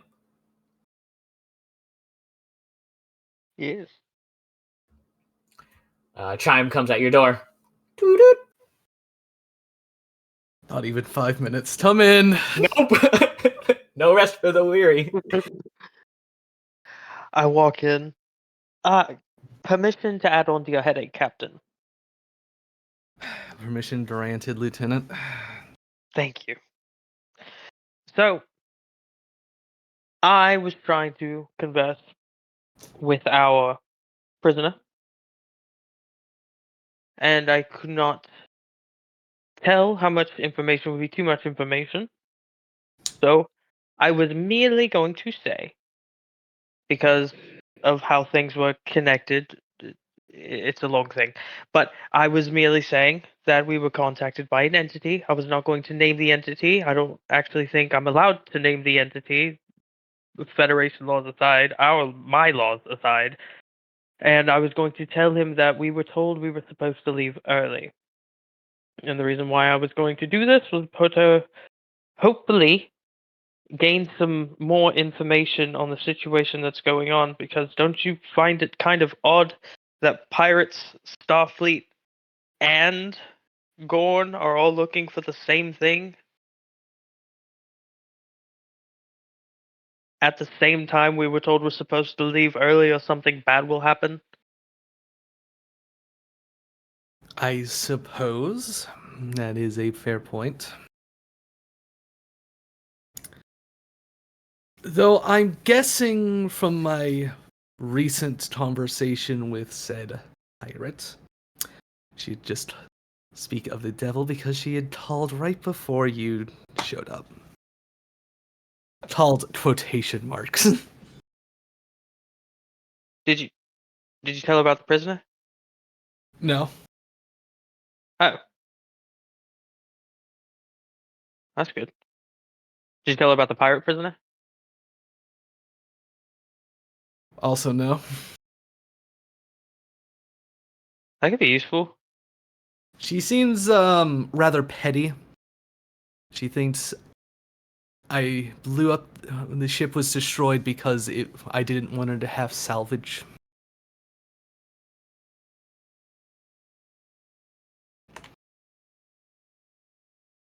Correct me if I'm wrong.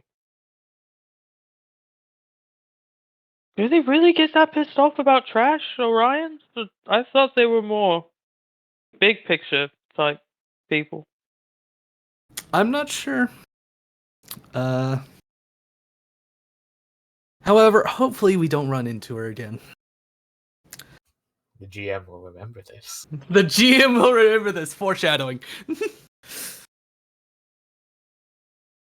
Well, pirate lady aside, it looks like me and your Vulcan are having issues. All right. I assume it's over a security protocol. Yes, and he cut off my transmission. And not only that, he sent. Well, there's two stationed at the door, and then he arrived, and I believe there was another guard. So that's 4 guards on one door to make sure that I don't enter the area.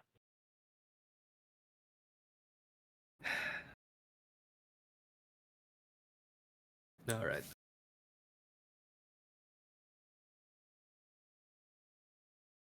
I don't like being a snitch, to be honest, but I worked really hard to get where I am.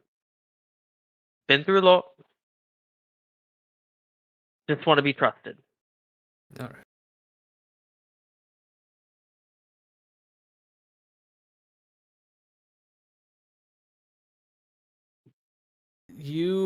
I will give you permission to speak with Celeste, monitored,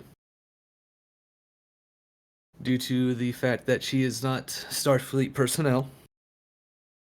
Cool. And I would prefer if you did not mention the entity that contacted us by unofficial means. So you just want me to omit all of that?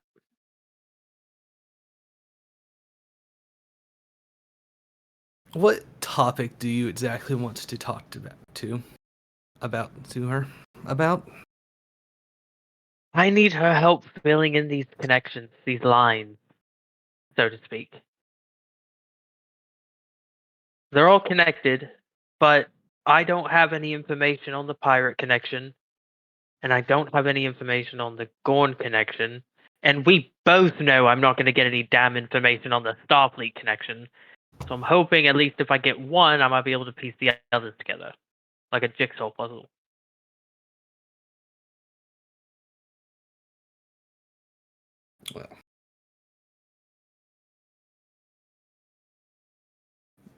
Well, the only connection I think you could get out of her is the Dorn one, so try to focus on that one. Since that is the primary concern. We don't know if she's hiding anything from us. Yes, you're right. She's been pretty honest so far, though. I'll give her that.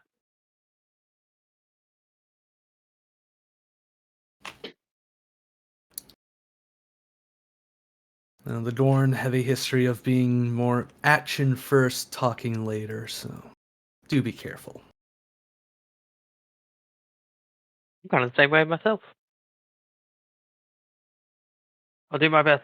I'll report to you when I have anything, if anything, but I am going to try. Also, was going to hopefully, with your permission, with the information that I gathered from the source on the ship, which is now destroyed, I was hoping in case it did come up again at some point in time, me and her could work together to possibly create an antidote or repellent of sorts.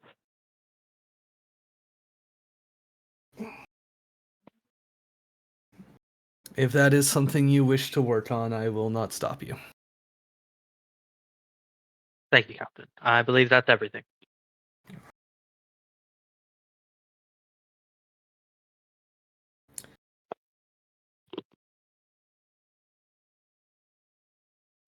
He's gonna stand up, salute, and walk out. If there's nothing else, of course. My headache grows.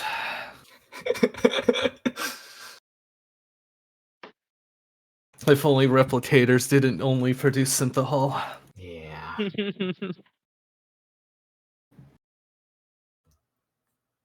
As he leaves, Captain, is there anything else you would like to do? I think I'm good. Okay. I think I have one more scene here.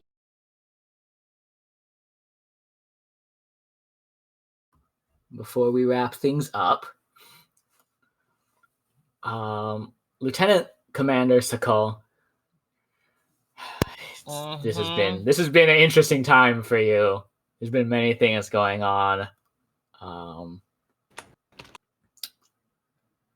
Baxtra walks up and goes, "Neener, neener, neener, I'm killing him." You were strong-armed out of your responsibility as a security officer by the captain. Mm-hmm. Did you lodge a formal complaint? You lodged an official not protest? yet. I have to speak to the captain first. Okay. We will do that next session as to when that happens. We'll say that right now there's enough, we're close enough to the Starbase, and there's enough red tape to still get through that while you know what's going to happen, you're still trying to go through your routes to stop this from happening. You haven't gotten to the point of going directly to the captain yet. No, for the first thing I have to do is go to the captain. Gotcha. Do you want to do that then? Especially if he is countermanding my. Do you want to do that? Would you like to do that? Uh-huh. Okay. Let's say we'll give it a couple days. We'll give it a day. We'll give it a day. He's telling me immediately. Yeah. Okay. Immediately. As soon as I get word from the captain, we'll give it 30 minutes as to the amount of time it takes. That everything I have set up is being countermanded. Captain's office. All right. Captain Blackburn, your headache has almost subsided. And there's a chime at the door again at the ready room. Come in. I walk in. I drop my comm badge on your desk and stand at parade rest in front of you. Captain, if I'm going to be relieved of my duties as security chief on board this vessel, I hereby resign my commission. And you are not being resigned. Let me explain. Captain, your orders have violated more security protocols and regulations than I care to count at this very moment.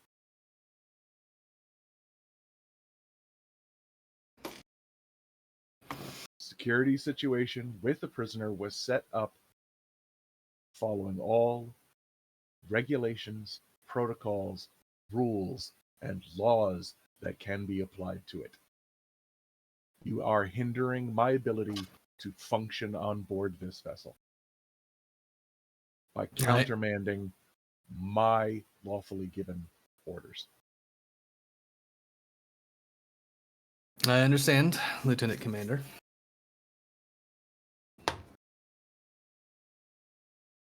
If you will not accept my resignation, then I demand a transfer somewhere else. I cannot function on board this ship. I'm going to give you my reasoning, and I will let you decide if you wish to keep it like this as such. If it was any other member of the crew, besides the lieutenant, I would not have permitted this. I would not have let them through. But I have noticed that based off the reports I have gotten, the lieutenant has worked very closely with Celeste. For approximately 12.32 hours. Yes. The same amount of time in which I operated with Celeste. Yes. And the doctor does not have the security clearances that you are allowing him.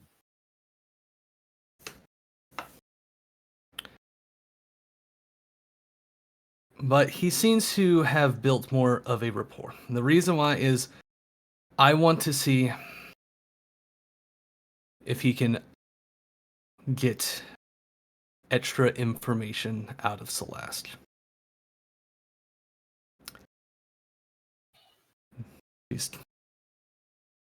And now you have established a precedent where anyone can come to you to get a countermand for any of my orders. You have created a situation in which I can no longer function. It will not happen again. It should not have happened the first time, Captain, if I may speak freely.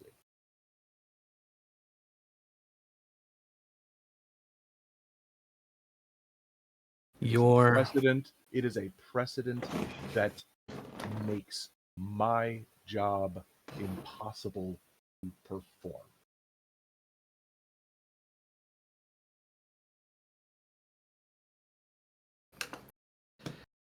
All right.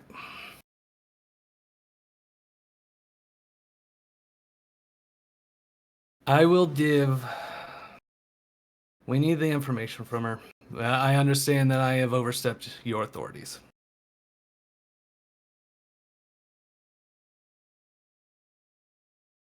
So.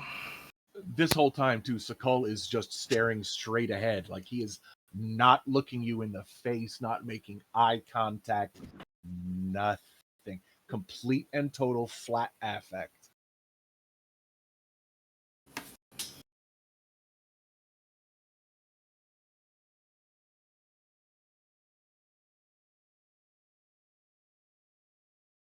All right.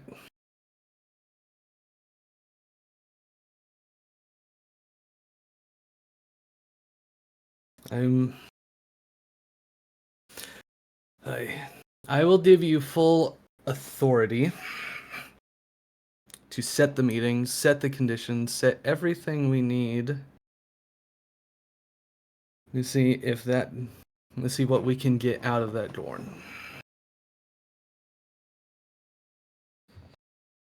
And you wish the interrogation to be performed by the ship's chief medical officer.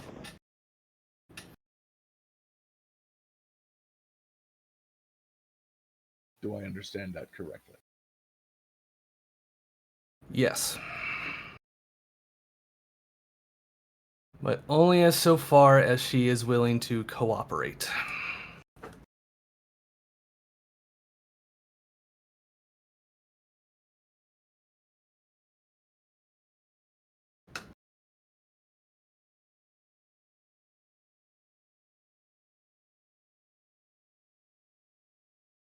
As you wish, sir. I do not find ultimatums to be useful or desirable. But if this does happen again, there will be reports made to Starfleet Command, and I will have my transfer as quickly as possible. He picks up his comm badge, slaps it back onto his jacket, does a smart about face, and walks out of the room.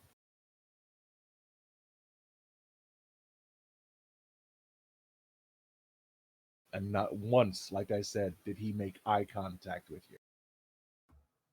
The headache has returned, Captain. You think it left? It almost left.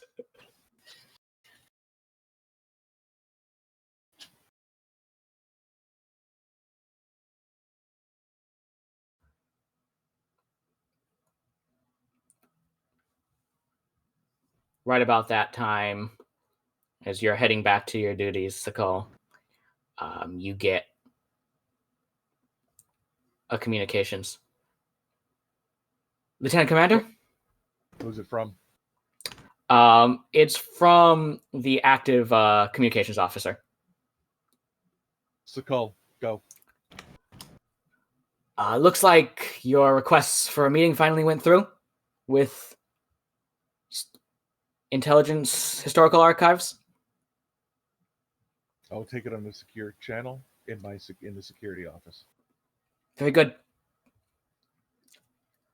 And that's where I'll head to. You head there, and you sit down. Secure channel is established. Screen comes to life. Lieutenant Commander! Lieutenant Luther Sloan, Starfleet Historical Archives. I hear you wanted to speak with me? And that's where we're going to I'm going to spend 2 threats to cut the scene there. Sorry, I was just chewing my own hand. Oh, God, Luther Sloan, you son of a bitch. We're going to cut the scene there.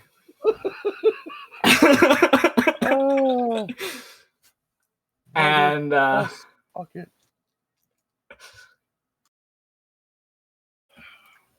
we are going to move ahead in time now to our closing scene. As finally, after nearly 2 weeks of travel, the Vulcan's Forge drops out of warp outside Starbase 211. As you get there, the Starbase comes into view, and you see one of the two vessels of your task force, the USS Majestic. It's also there. The USS Penzance is not seen currently, but is there.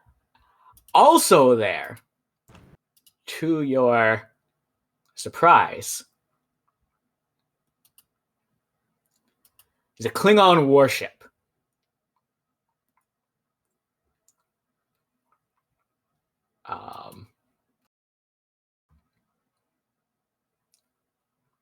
If I'm on bridge duty You at are. the time, okay, then yeah, there's going to be several actions that will happen in quick succession. First, there's going to be buttons pressed to load up a couple of photon torpedoes. The phaser capacitors are going to be heated up. Shielding will go to minimal. Not the full protective, but above the normal, I'm flying through space, got to watch out for rocks, to the next step above that. And then I'm scanning the hell out of everything in sight. All right. We are going to transfer over to the bridge.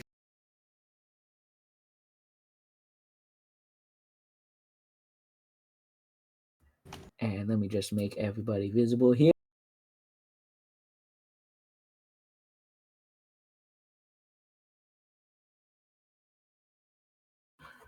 All right, go ahead and make a reason and security roll. Your sensors operation focus would apply.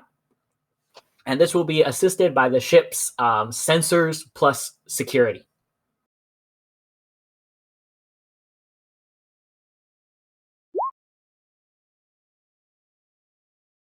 That was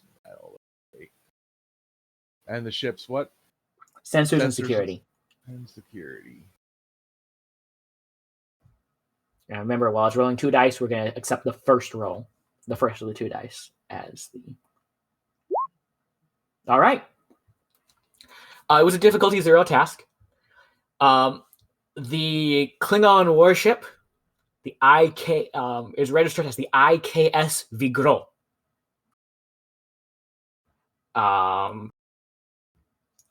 It is shields are down, weapons are not online.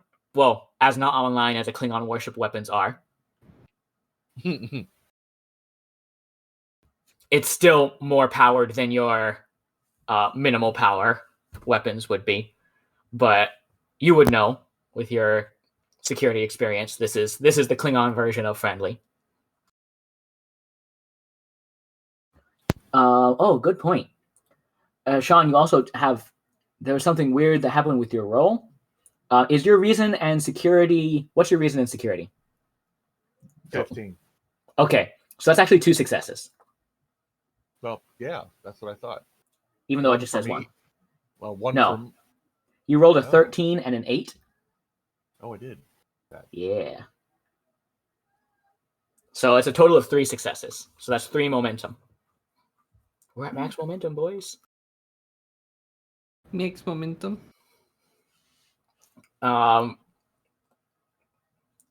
you would know that it is not threatening the Starbase. The Starbase's shields are also not currently up.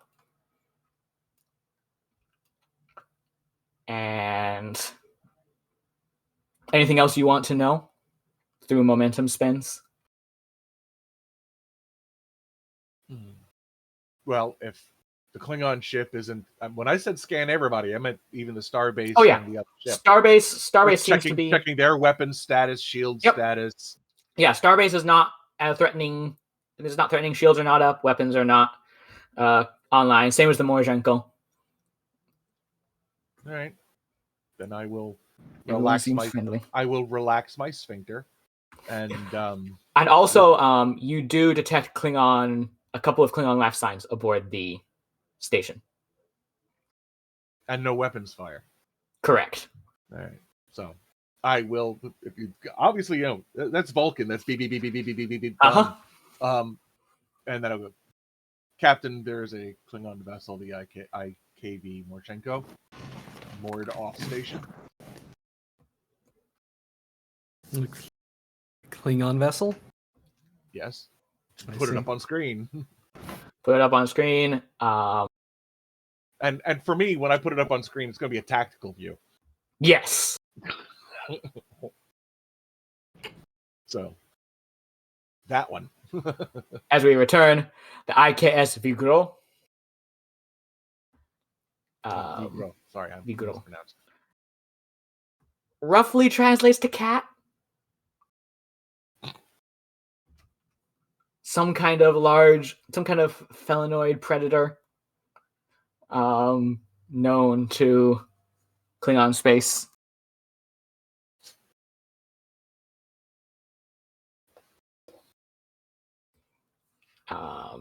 But yeah, you get the same tactical display.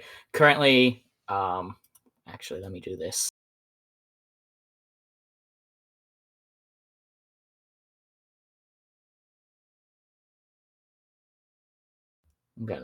Currently, shields are offline.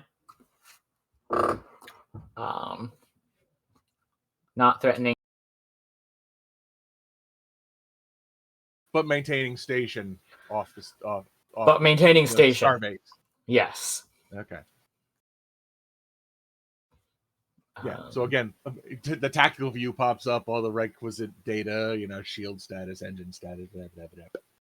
It's all up there for everybody who happens to be within local space, Yep. including us, which, Yeah. may be problematic for some people. It'll be fine. What's the worst that could happen? That's the worst thing to happen. An interstellar incident that results in mega deaths. Would the Klingons really be offended by a Starfleet ship being tactically minded? Probably not. They might be chuckling, going, "Hey, somebody on that ship's got some cojones." Yeah. I don't know why I used Spanish, but it worked. So, Captain, that's what you get. It is a larger version of the birds of prey that are standard in the Klingon fleet. Much larger, like equal to your ship, if not a little bit bigger. I see.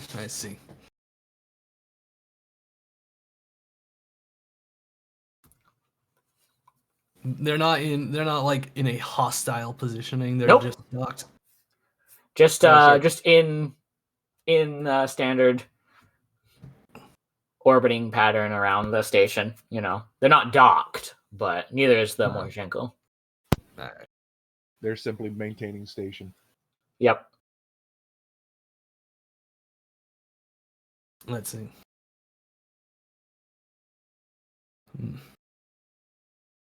Was I informed that I was to expect this ship?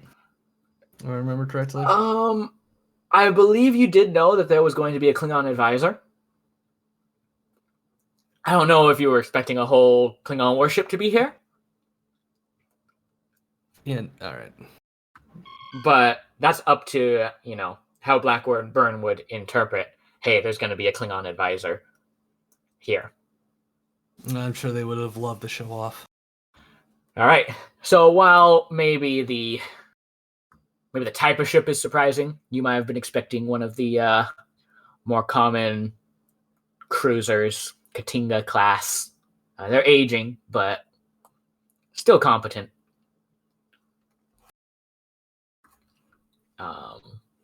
Ooh. Sorry. Ooh, I like that. I don't. Rude. Aging but still competent vessels. This is a little bit different than what you might have thought you were going to encounter, but it's not outside the realm of possibilities.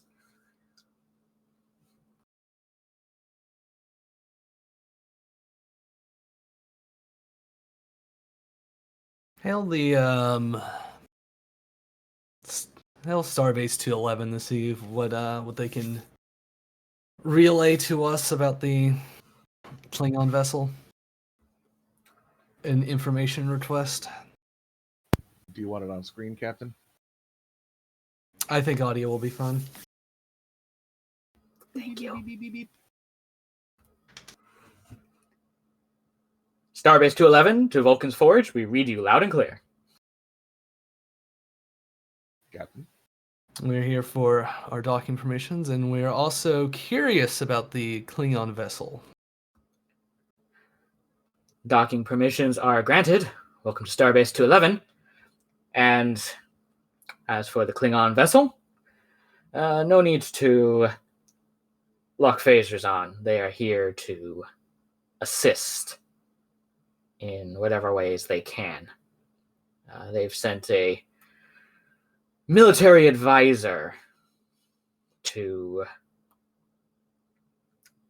aid the efforts here.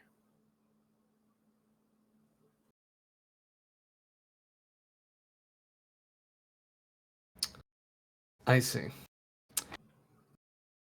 I guess they like to make a show of it. All right.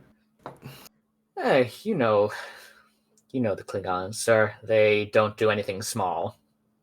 Of course. I will begin. All right, we'll begin docking shortly. I just wanted to make sure they were here in an official capacity. They are, as are our official allies in the Klingon Empire. They have an interest in maintaining security, or so they say. I see. Very good, Vulcan's Forge. You are cleared to dock. Admiral Trinzal will meet you at the airlock.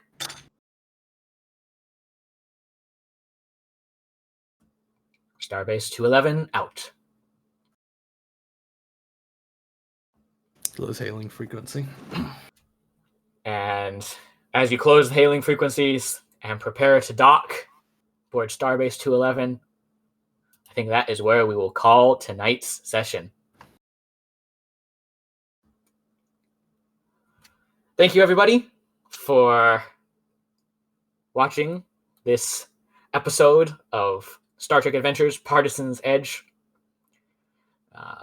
Next time, we will learn a little bit more about Starbase 211. Have some sets ready. Very exciting. And you'll get to meet some of the cast and crew aboard 211 and see where the Vulcan's Forge's missions will take them next. So stay tuned for that. We're going to be starting up a stream, a raid to a friend of the stream. We've raided their channel a lot, so we're going to be visiting the Klingon Pop Warrior. Please stick around. Give her all of your support. They are a great, knowledgeable base of Klingon language and just all around good people. I'd like to once again thank our streaming host, GM in the Great Barrier, for allowing us to tell our story through your network. And we look forward to seeing you again soon. With that, hailing frequencies closed.